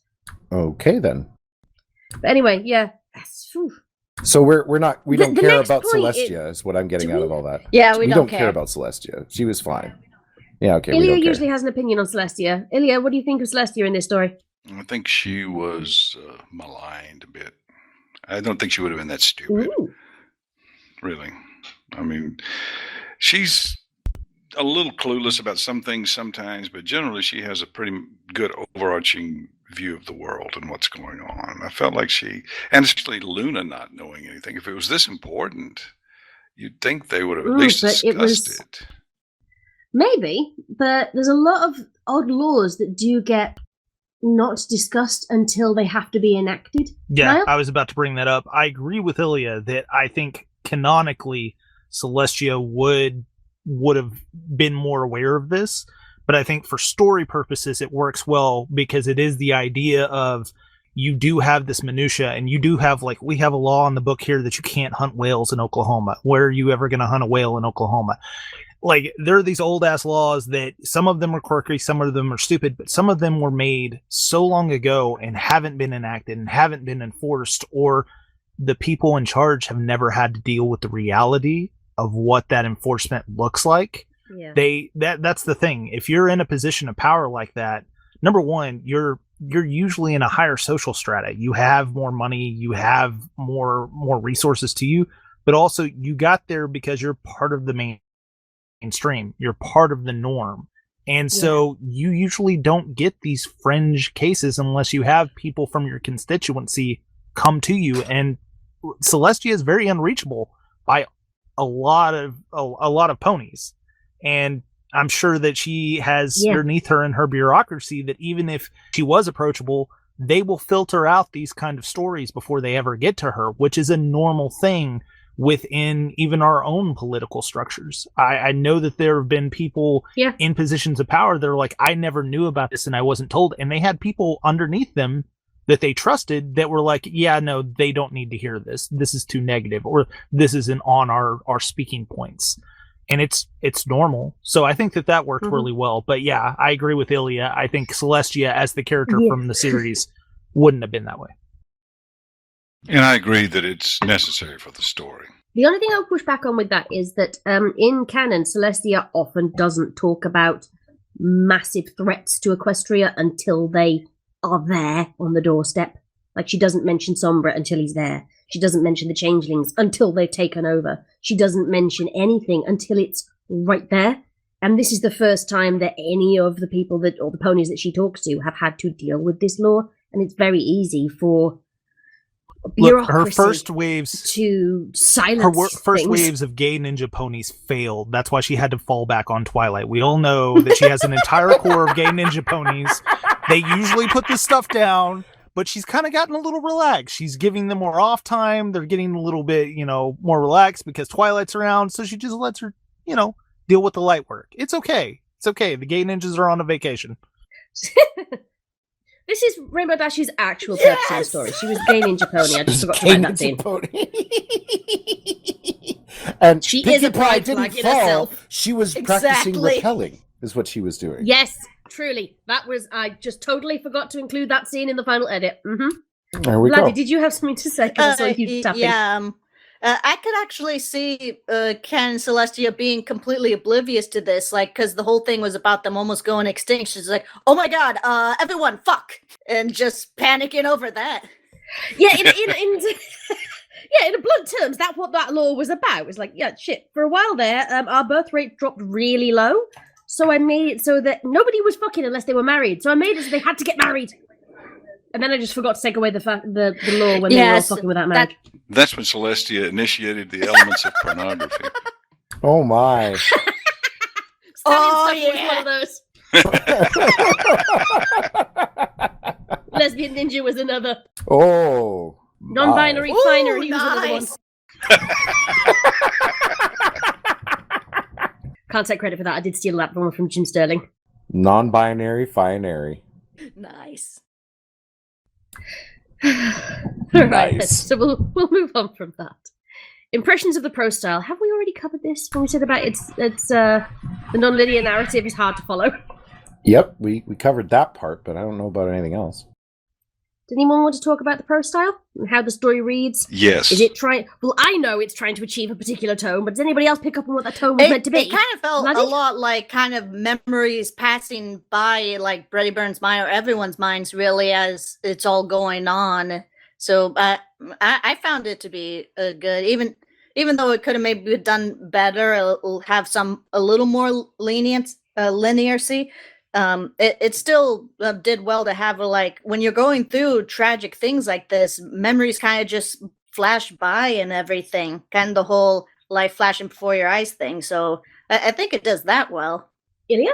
Well, I once again wish I'd have read the plot summary before I read it, because this is like Shakespeare, where you have to know what happens before you see what happens. It's somewhat poetic. I mean, it's nice impressionist art. If you understood the subject matter, the Impressionism works really well. The only thing that I would detract from that would be there were too many pronouns without references, and those were difficult for me. Other than that, I really like the prose style now that I know the story. No, fine. That's a legitimate criticism, because I did wonder at time of writing how far to go before saying who the characters were. I was trying to write it as a story that improves with rereading, but your mileage may vary on that kind of story. So yeah, if it didn't work, it definitely improved on the second read, and then it's like, oh my god, it all connects now. Well, yeah, my problem was I read them about, 2 months apart. If I'd have read them twice in the same day, that probably would have helped.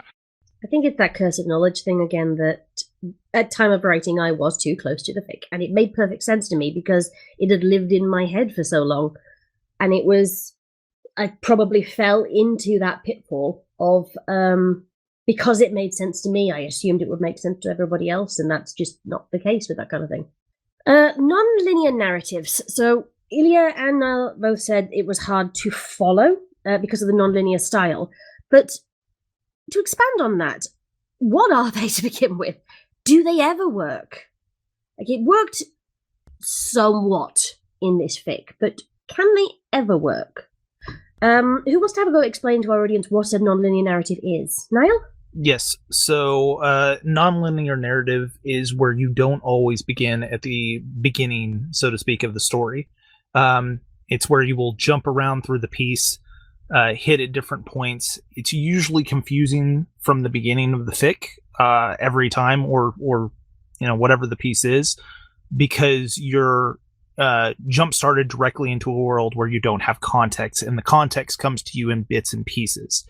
But the benefit of it is you can create epiphanies, and if set up a certain way, it gives you the ability to make people think they know the story and then have a greater reveal at the end.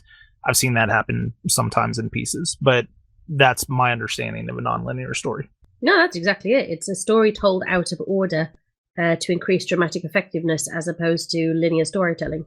It often appears in books via prologues and epilogues. It's like the simplest form of a nonlinear narrative is to have a flashback or flash forward in the prologue and the epilogue. A book that does this quite well, and considering I fucking hate this book, it feels dirty to give it a compliment. It's Twilight. Yeah. Twilight starts with a flash forward to the finale fight scene to get the reader interested, and then goes backwards to the start of the love story. And I fucking hate that book. But I have to commend it in that made me read it, because I wanted to know how we got to that scene. And nonlinear narratives can be done in different ways.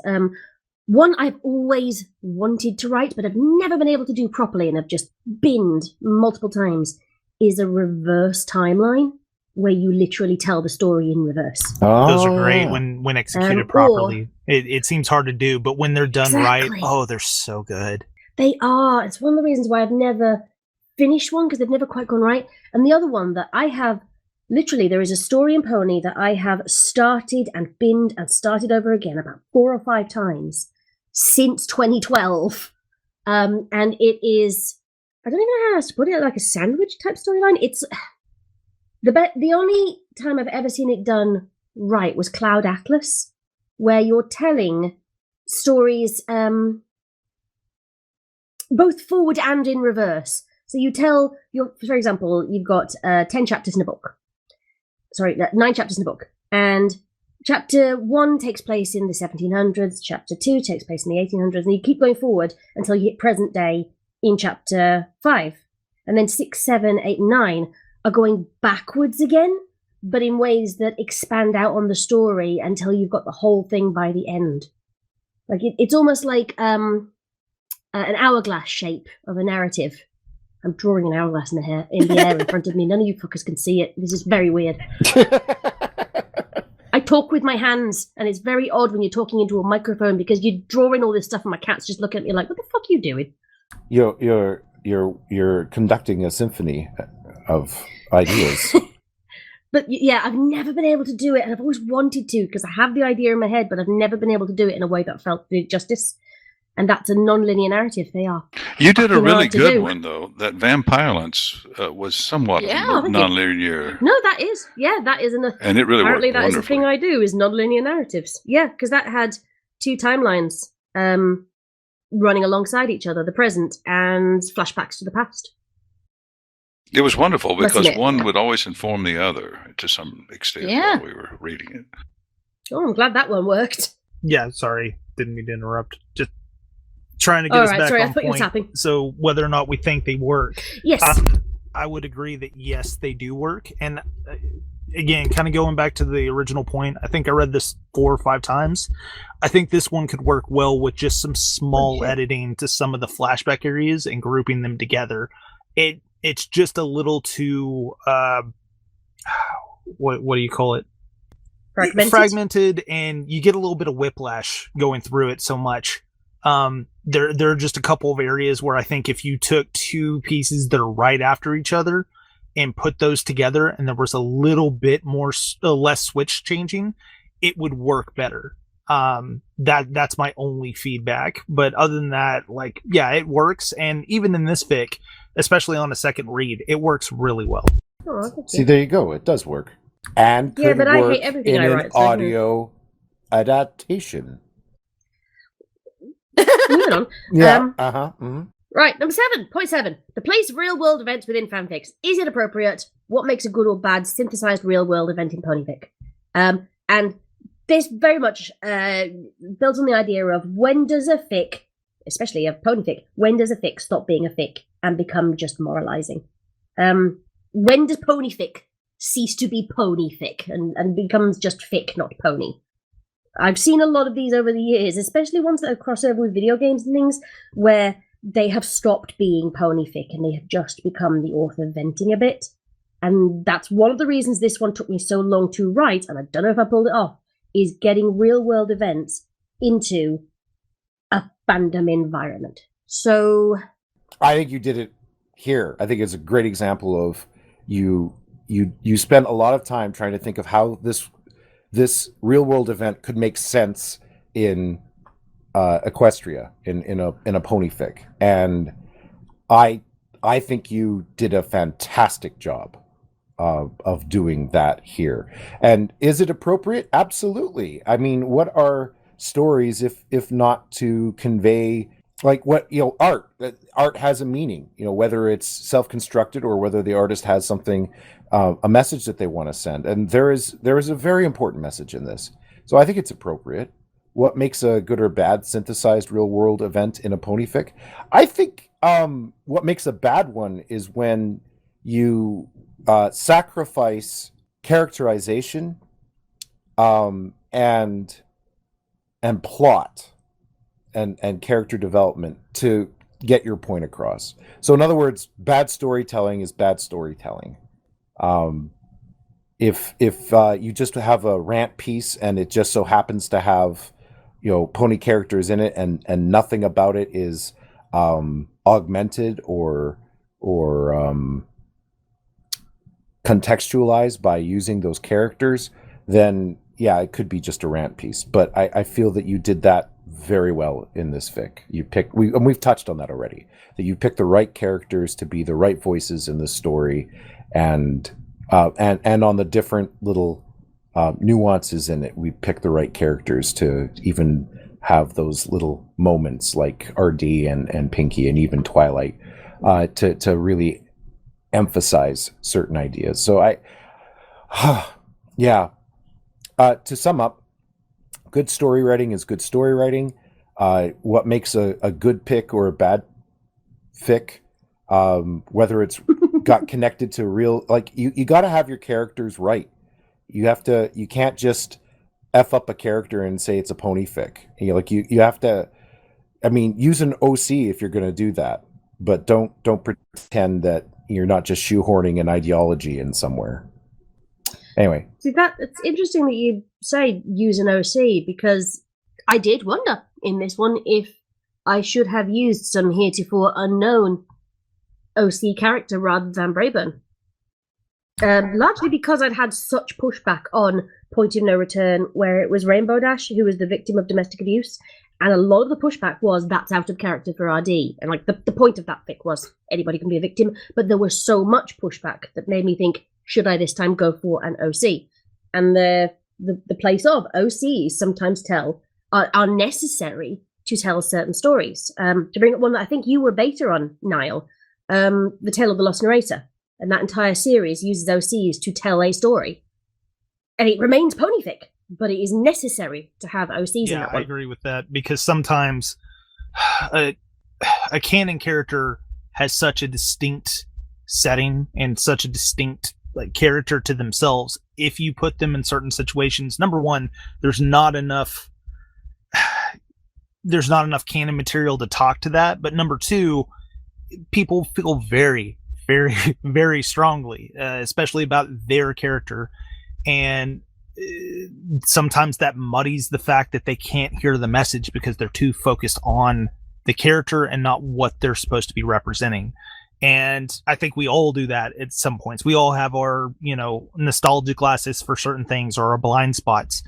And I agree with you. I think using OCs, especially in certain circumstances, is much better than using canon characters. And it does make it to where you can keep it being a ponyfic because you're not, in some people's eyes, flanderizing the main characters or shoehorning them into events that maybe that person in their mind doesn't see as fitting that character. And so OCs can be a really powerful tool in that respect, and I agree with that. And that does butt up against the idea of OCs are really important, but you do limit your audience. when you write an OC. Because a lot of people come to fanfiction for the canon characters. And as strong as your message might be, the moment you've chosen to feature an OC over the main cast, you have halved your audience, if not, maybe even smaller.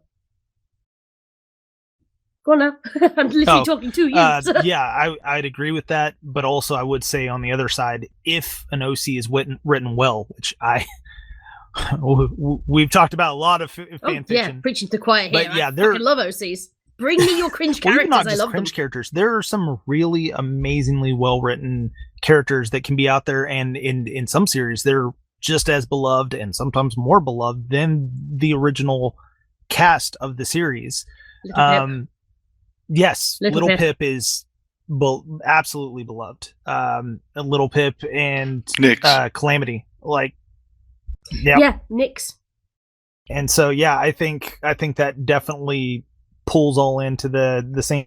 And as far as this fix goes, I think you did a good job of balancing between making this a moral or political argument and just bringing light to something while still keeping it a pony fic. I feel like everything that you brought up, while it mirrors real world events, it was ponified in a way that it works, and you didn't harp on it too much, and you chose the right characters. Like, out of all of them, Spoiled Rich is definitely going to be the cunt. She's definitely going to be the problem child. Sorry, I just don't hear Americans say cunt very often. It has that unt to it. It's got the impact. It's like getting hit in the face, which is great. But that's exactly what she is. She is very bigoted. She is very close-minded. She's very hateful and hurtful, and she is taking joy in the fact of belittling somebody that she sees as lesser than herself in this piece.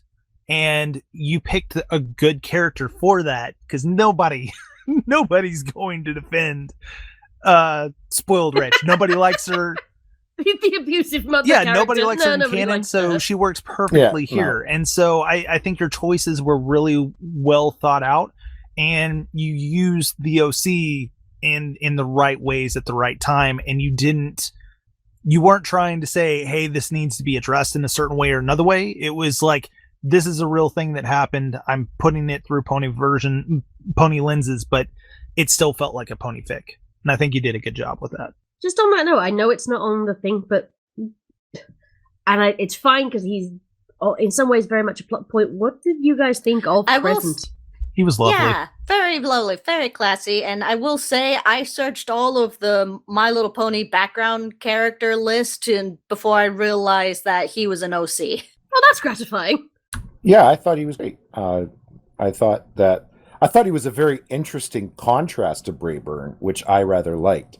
To me, I had to wonder, because he almost seems Rarity-like, just in how he comes across, and it made me wonder, do you have a Rarajack kind of thing going on? No. Yeah, no, you're wrong. But yeah, it's amazing how, salt of the earth, wonderful down, sweethearted ponies can get with very sophisticated, city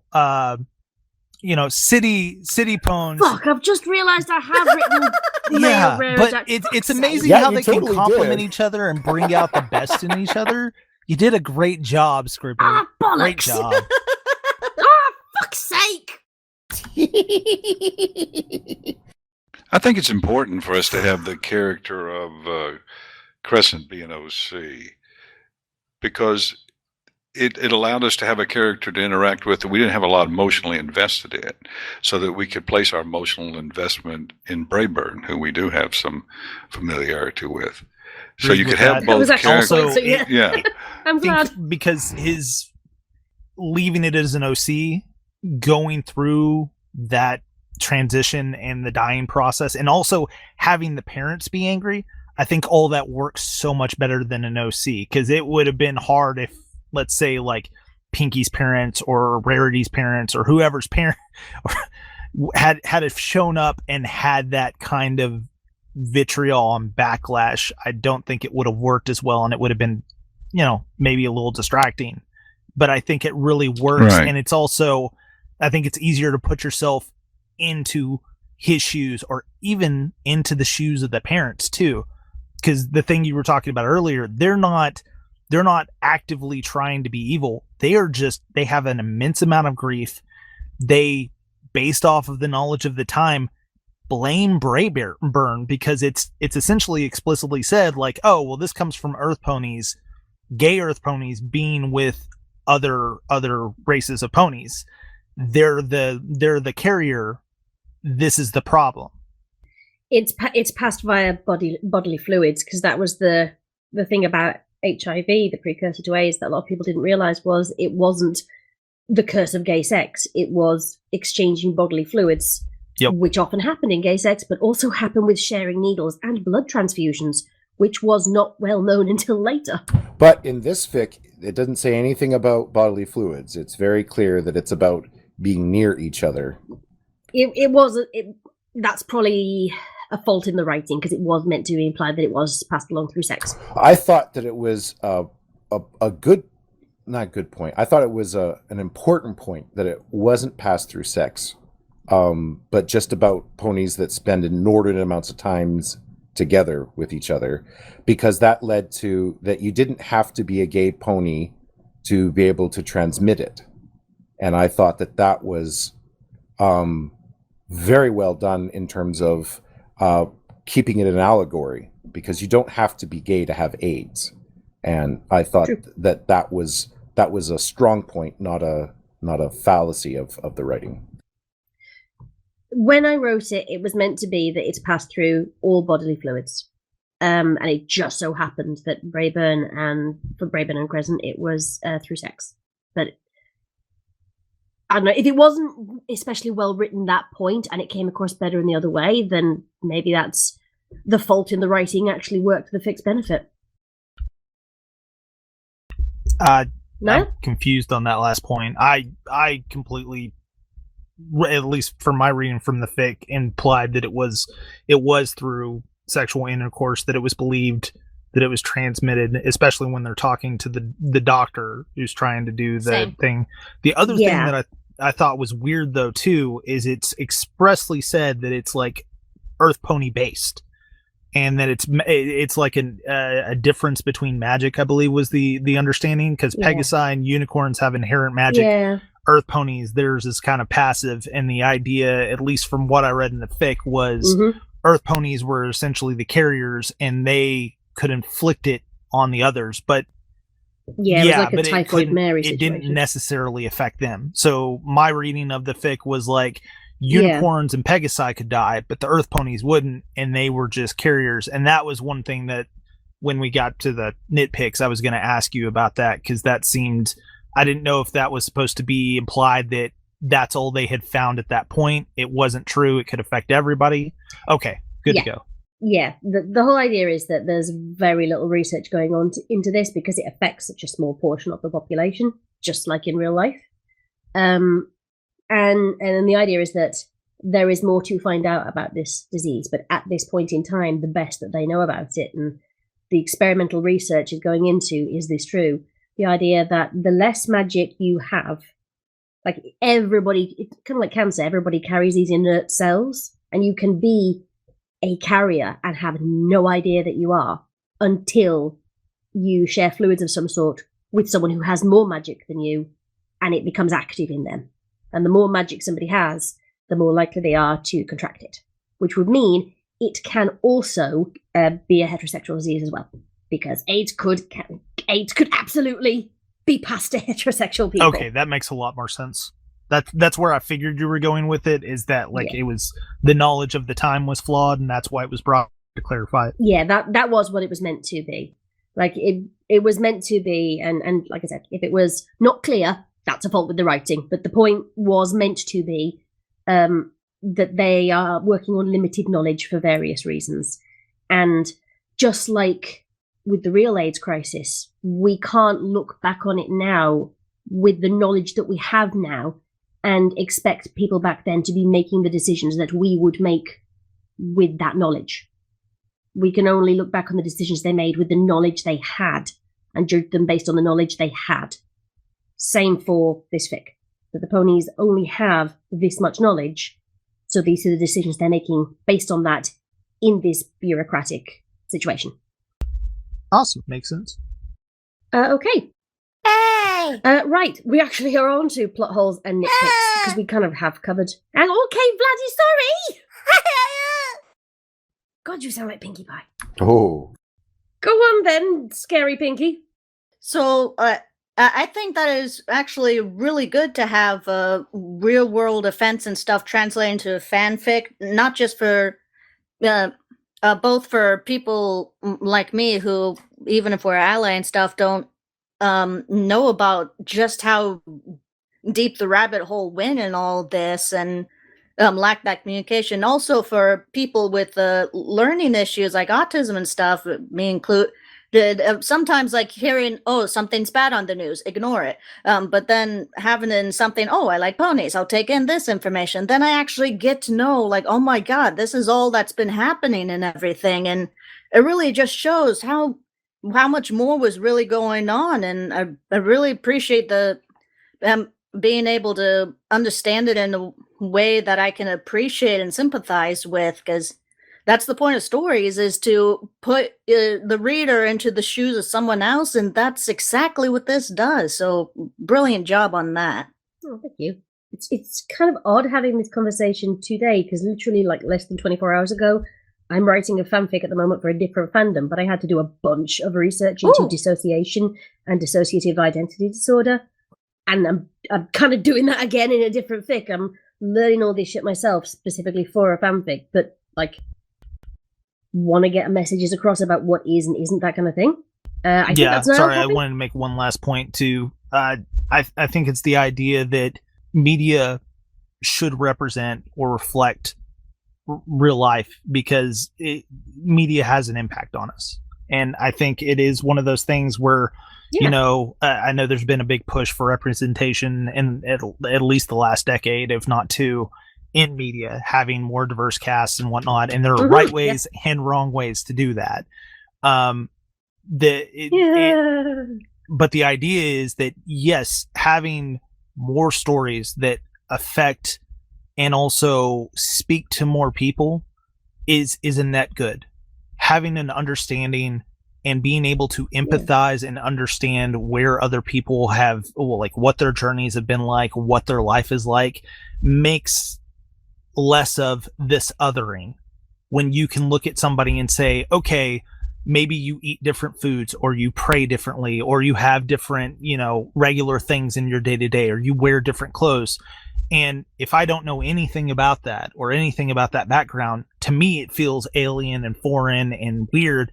But if I can have one or two positive representations, or not even positive, just neutral representations that explain, oh, well, this is normal within this community, it doesn't mean anything different.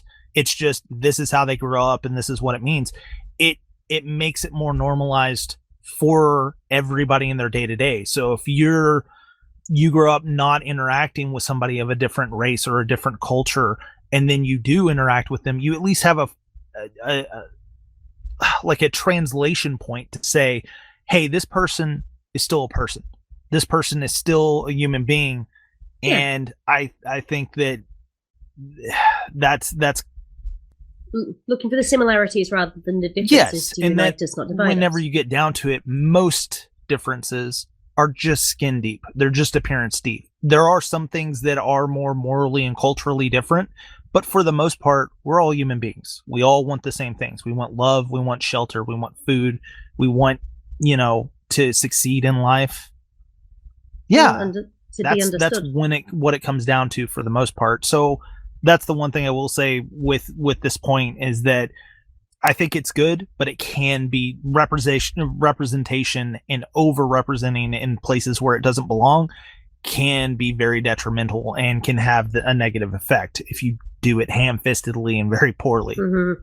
The very special episode curse.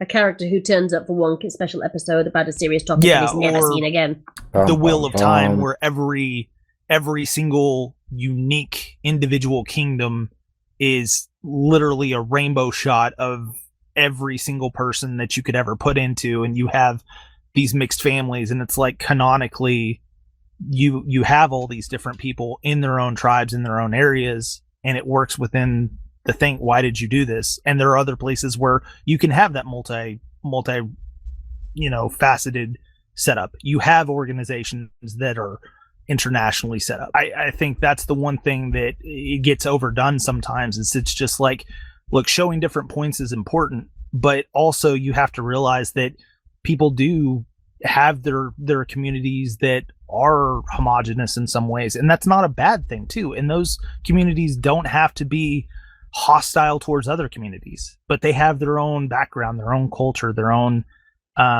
way of doing things. And sometimes that's positive and sometimes that's negative. And I know I'm going off on a side tangent, but I guess it's all related. No, it's still relevant. Illya, then Clever, because Illya was tapping before. Okay. Yeah, it is appropriate to have real world events in fiction, but I think it's equally important to have episodes and stories where there aren't any intrusions like that. It's important for us to be able to understand the world as it is through stories, but it's also very important for us to have ideals to aspire to, where there aren't these problems, where we can look at a world that doesn't have the problems that our world does, that we can aspirational. Yeah, aspire to that. I personally would rather watch Leave It to Beaver than All in the Family, not because it's real, but because it takes me to a place where, especially something I didn't have as a child. I didn't have a mother and a father and a good relationship with my brother. And to have those things on screen to let me know that, hey, those things can possibly exist, it will give me something to strive toward in my life.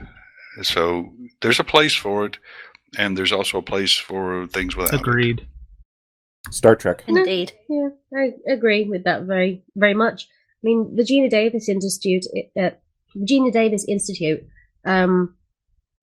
is for having representation. It focuses mainly on female representation, but the point that comes out of that I've always held to is have everybody be represented. That way you can have multiple versions of representation, not just one. And therefore, like in the 80s, gay characters only turned up for these 8 stories, and now it's just gay characters are just there. They're just part of the story.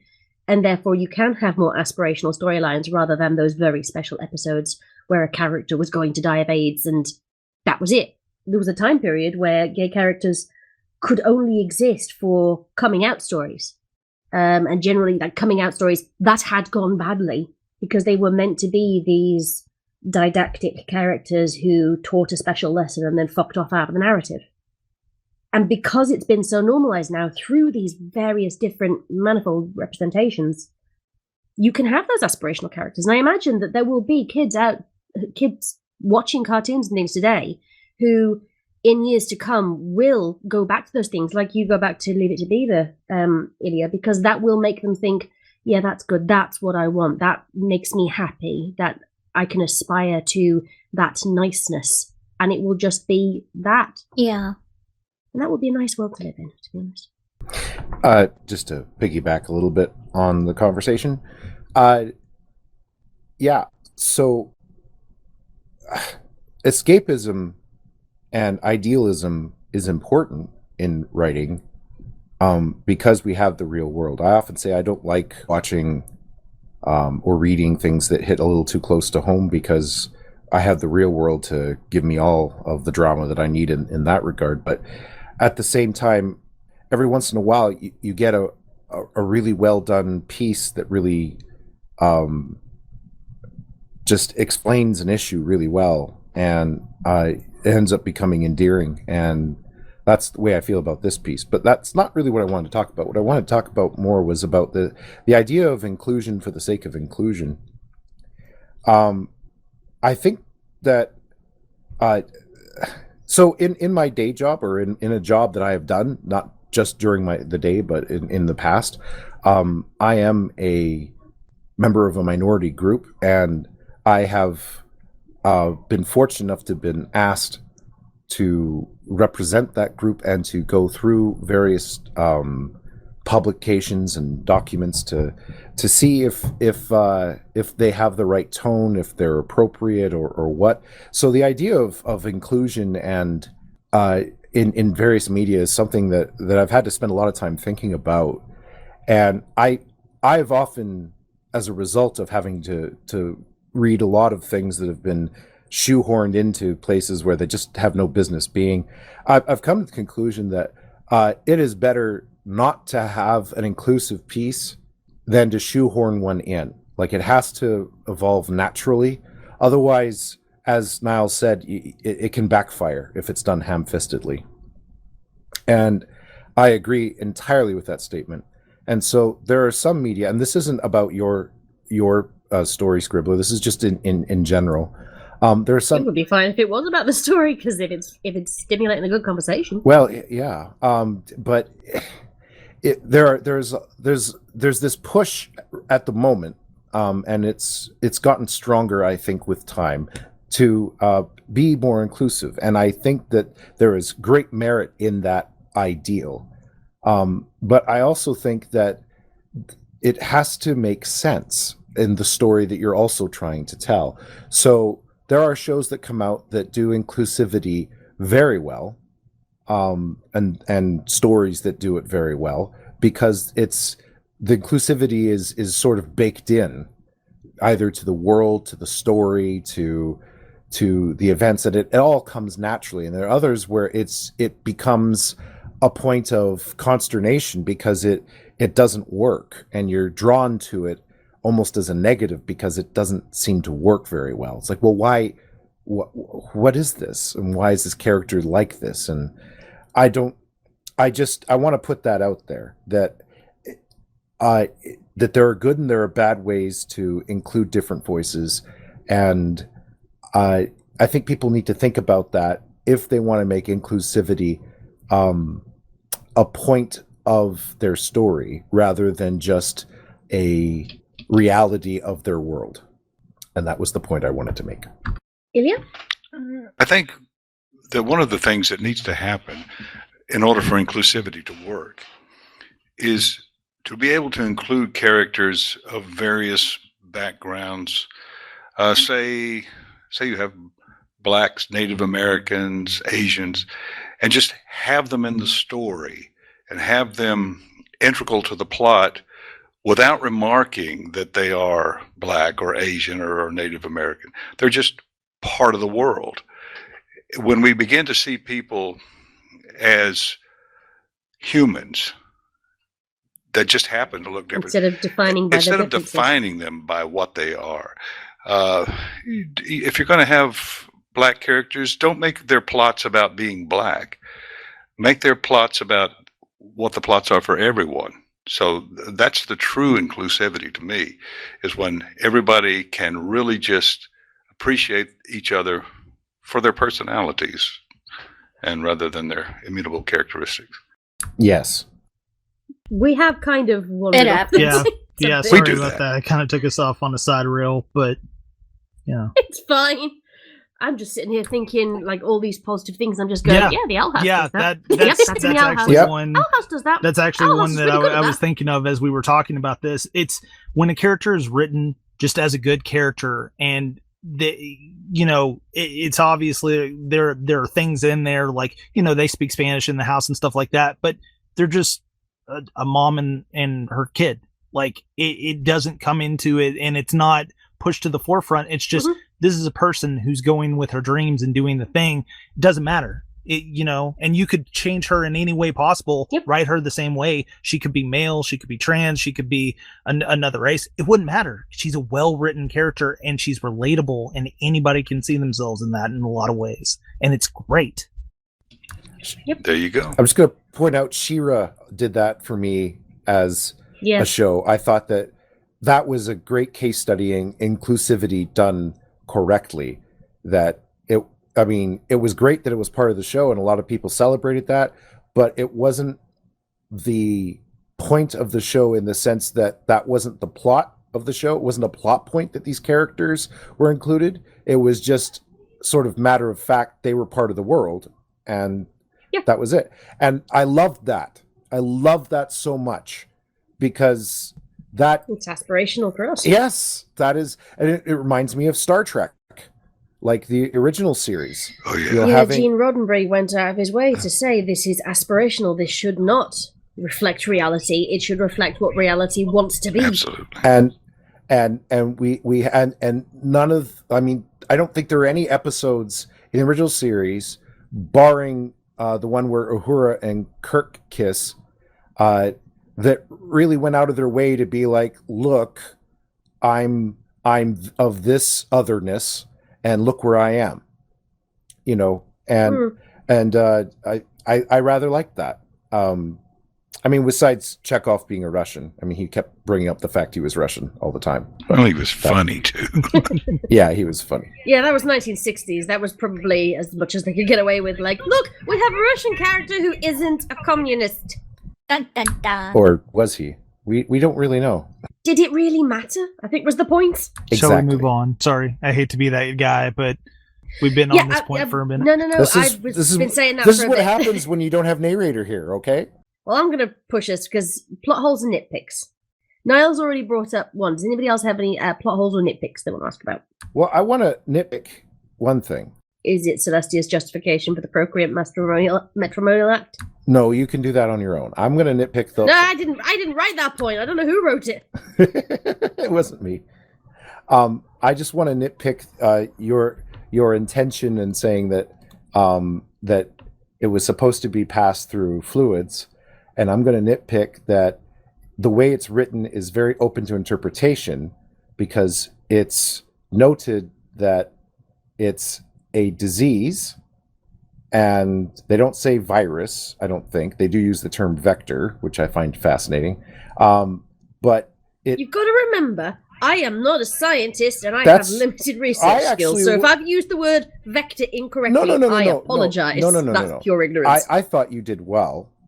In that I was actually quite happy because you went to the trouble of explaining it, and not only did you explain it, because you didn't have to explain it, you didn't have to give a mechanism of action, you didn't have to give all that backstory, but I like that you did, and that it remained consistent. And where I'm coming from with it is that, like, as we've been talking about COVID, certainly someone could catch COVID through exchanging bodily fluids, but you don't have to get COVID through, like, no one's suggesting, oh, you clearly had sex, you know, like the COVID disease was not one based on sexual interaction, right? And so when people read this, unless they are really making the analogy strong in their head as they're reading it, that this being PIV must therefore be just like HIV and therefore exchanged through bodily fluids, I think it leaves it very open to being some kind of disease that just because someone's a carrier doesn't mean that it's never spelled out how it gets from one pony to another, simply that one ponies are carriers, and that male male unicorns are the most susceptible to it, and that's fine.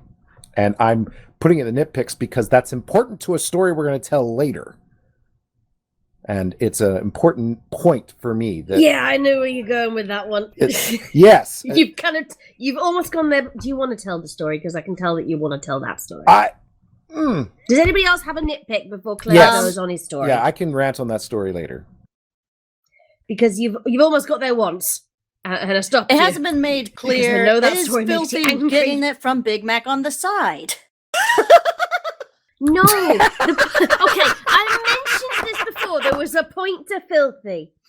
Filthy Rich is in there because I did not want it to see when I was writing that I was vilifying all conservative characters. All of them. I did not want it to come across that way because I was fully aware at the point of writing that scene that I'd had three conservative characters, Crescent's parents, Braeburn's parents, and Spoiled Rich. And I got to that point and went, fuck! I have just done the thing that I hate other people doing, which is to tar everyone with the same brush. To act like one group is a monolith and they all think the same and they all act the same and therefore all are evil. And I hated it, and I hated my own writing for that. So I added Filthy Rich in because in canon he is very much on the more conservative side of things, to the point where, like, the apples have tried to appease him before now so that he will continue to trade with them. And he is married to Spoiled Rich, who is very much on the conservative side of ponydom. She wants her daughter to act in a certain way. She's obsessed with class. She has all these hallmarks of a conservative character. And I wanted to make it clear that this fic was not an attack on all conservative people. It was a criticism of the conservative government of the 1980s in both the US and the UK, because fuck those guys. But it wasn't a complete and utter bashing of people who hold more conservative values. I may disagree with people. That does not mean I think they are evil.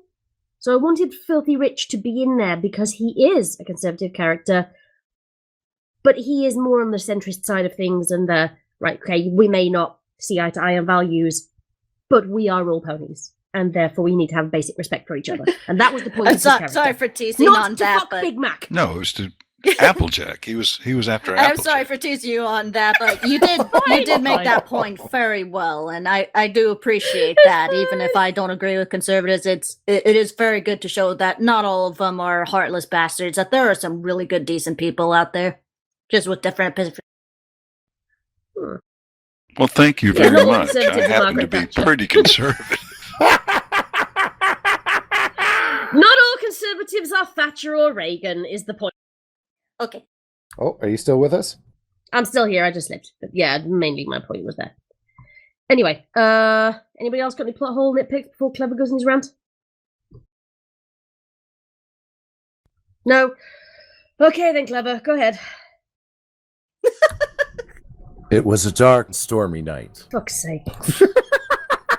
It wasn't a dark and stormy night because this was released in June. It was a bright and sunny day. Could have been stormy. I don't really remember. KNIGHT. That kind of Yeah, night. exactly. Yeah. There was, and there might be a. It still exists. Okay, I don't know because I've excommunicated myself. It was perhaps a lovely day in June, rather than a dark and stormy night, but it wasn't lovely for long, as I had been working diligently to be a beta reader for this story, and was so excited upon its release that I was part of a pony server, we'll say, because it was filled with people who were very much interested in pony. And it was quite a large pony server with quite a varied base set of people in it. Yes, and Yes. I thought this was a fantastic story. I think it should be noted that this particular... Now, I actually, before I continue the story, I want to ask the group an opinion, all right? Without knowing the background of this story, I think I want a better opinion out of you for this.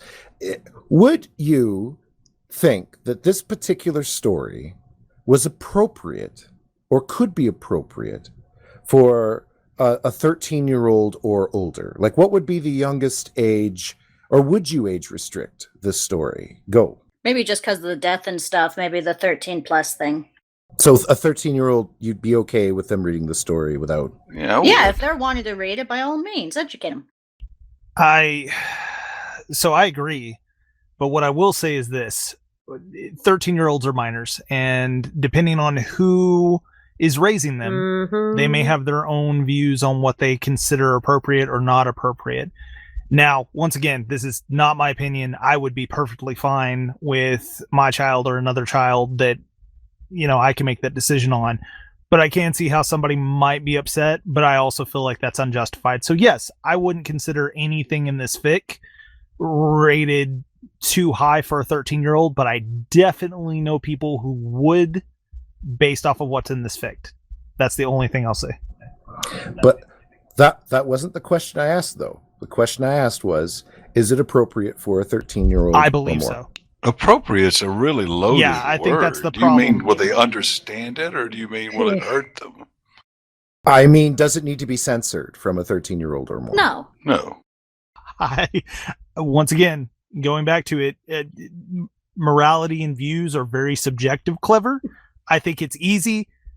I'm asking about what you think. Okay, I am going to intercede here and say that what Clever's getting at is, is the sex part of this story enough to make you think no, a 13-year-old shouldn't read it? Oh no, based off of that alone and based off of the context of like how they describe, like it's never described in detail or anything. No, it's perfectly fine. Yeah, it's spoken vaguely enough. Okay. Okay, Clever, go ahead. Because that was the hinge no. of what There's happened. nothing sexual that needs to be censored in this at all. Thank you very much. And that is the friggin' point that I was so upset about, because a part of this server was people could promote their own work, and people did. And some of the stuff that they put in there, like I put in like one of my second reading that I ever did on YouTube was called Candied Apples, and go look it up if you want, if you like, Braeburn It's being a gay. saucy comedy. It's a Emphasis on the saucy. well, there's some descriptive like canoodling going It on. ends on let's be honest. It ends on Braeburn's O face. Oh my god. Essentially, but Yeah. and there was no problem with that. No one raised a fuss about that. It was just there.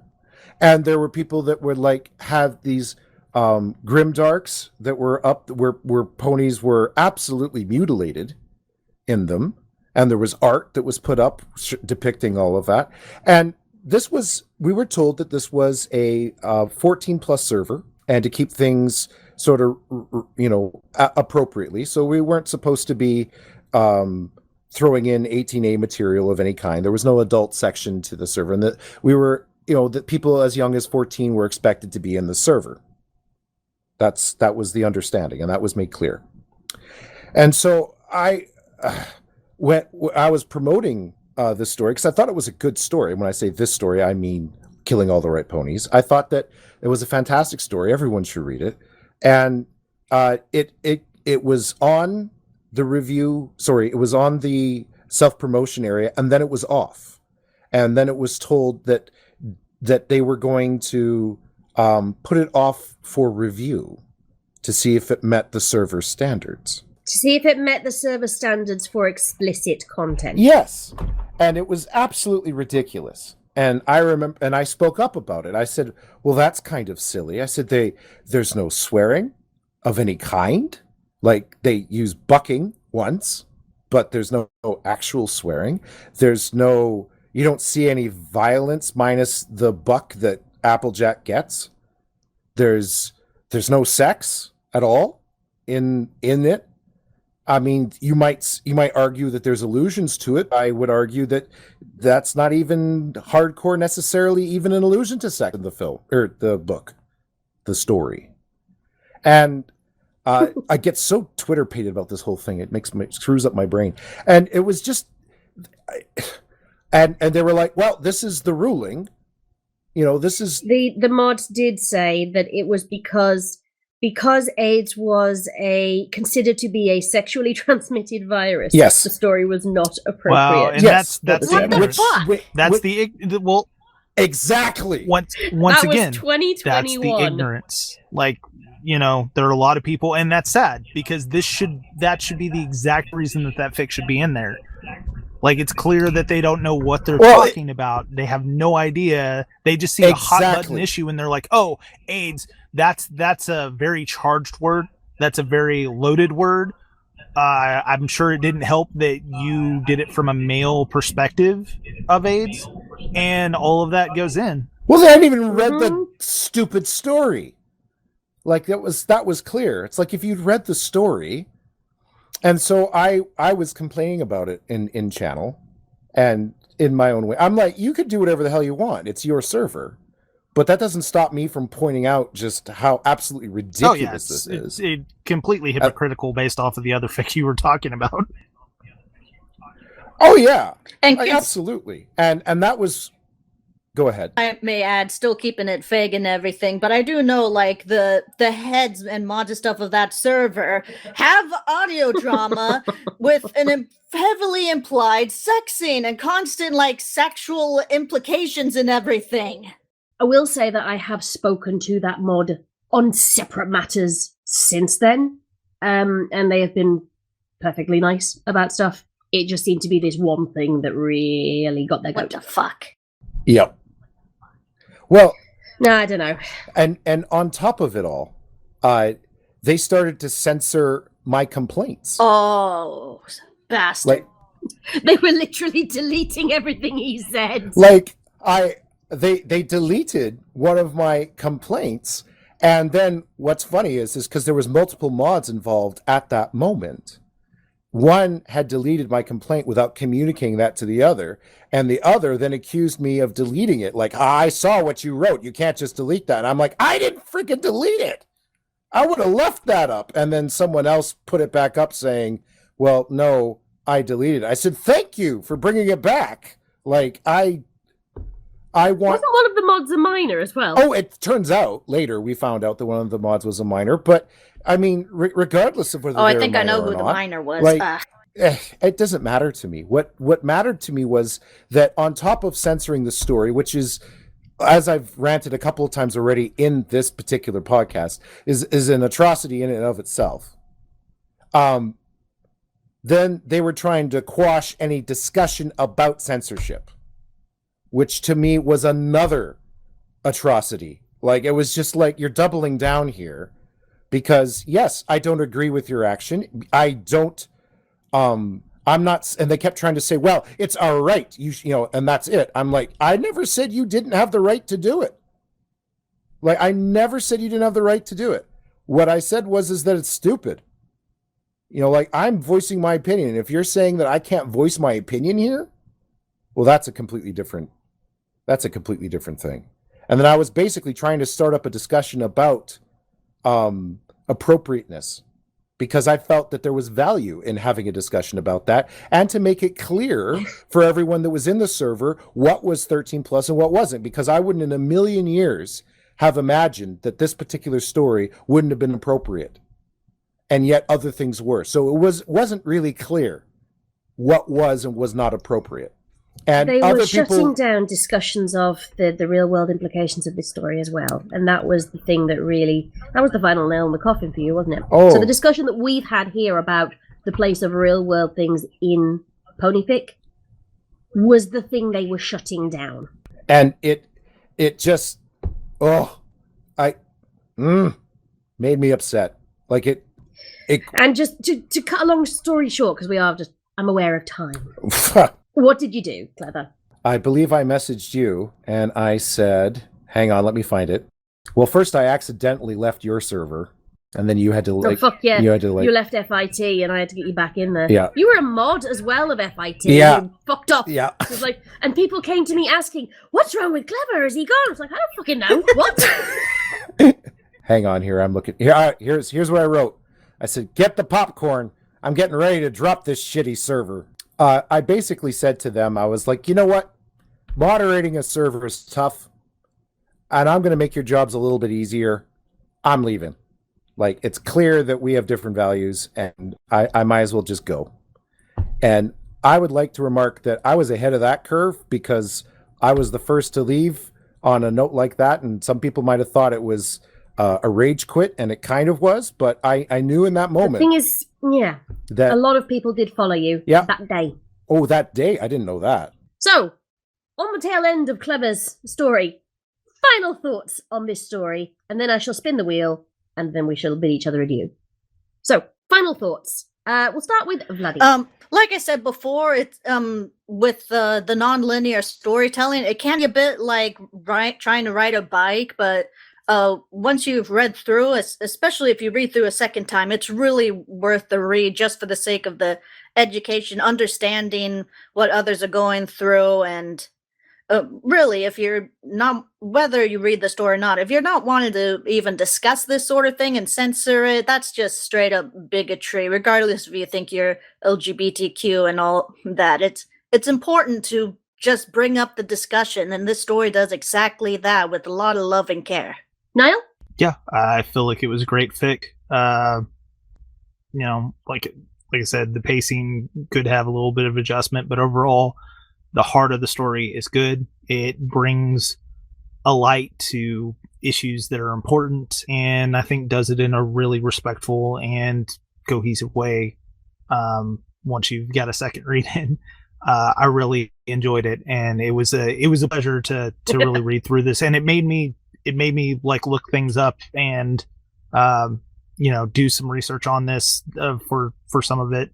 That was great and eye-opening. So I think you did a good job, and you succeeded in the goal you set out to do with this piece, Scribbler. I love the fact that you're saying, yeah, you did really well for a fanfic that gave you homework. Hey, I love that. I love actually like looking up vocabulary or looking up things that I don't know about with fics. It's one of my favorite things is when I learn something new with a fic. It honestly is. Yeah, me too. Illya? Well, let's see. I'd like to compare it to something else that's happened to me in my life. I was in an art show once and it was an impressionist show. And I was looking at a piece of art on the wall and wasn't appreciating it at all until someone told me, oh, that's people standing on a bridge overlooking a river. Suddenly, with the context, the impressionism was beautiful. I absolutely loved it all of a sudden. This story has two good things going for it. It's a really well-written story about some things that happened in some people's lives and how they were emotionally touched by it. And it's also a very nice impressionist view of that same thing. That being said, I think, for me at least, it would have done a great deal of good if I'd read a plot summary first so that I could appreciate the impressionism. And that's the way I look at this story. Thank you. Clever? Well, I summing it up. Wow.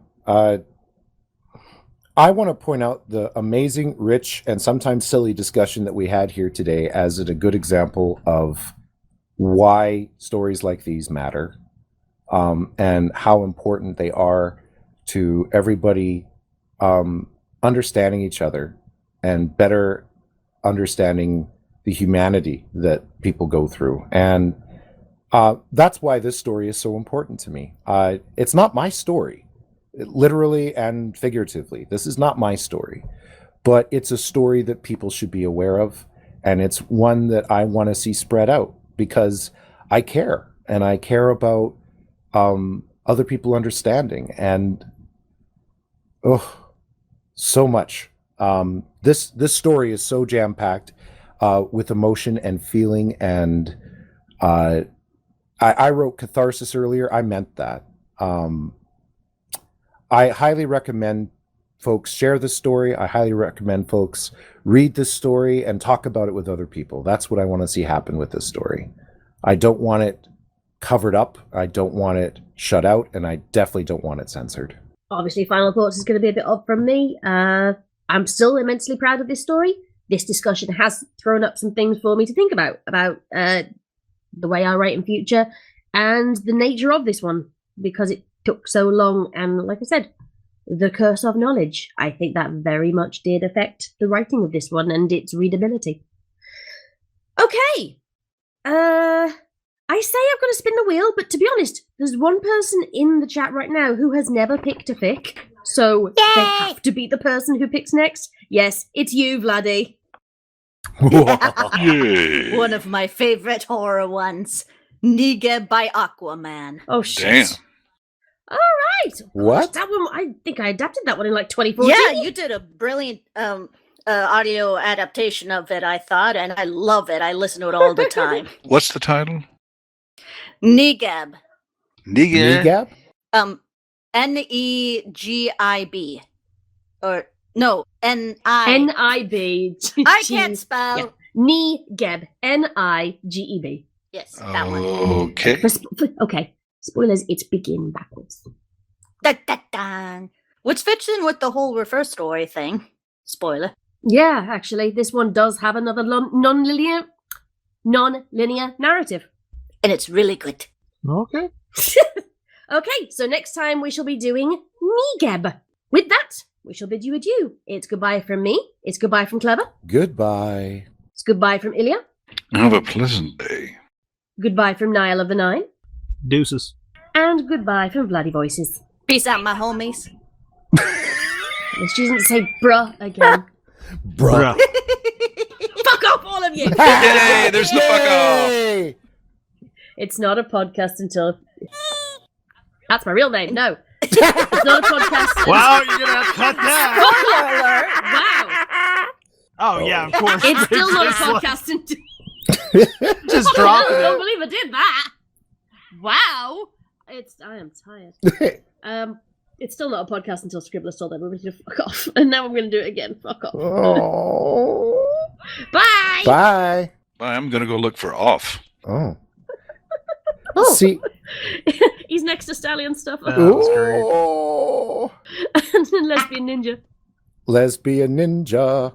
That's like Let's Be a Ninja, but lesbian ninja. That was Yeah. awesome. Let's all be ninjas. There's all lesbian all ninjas.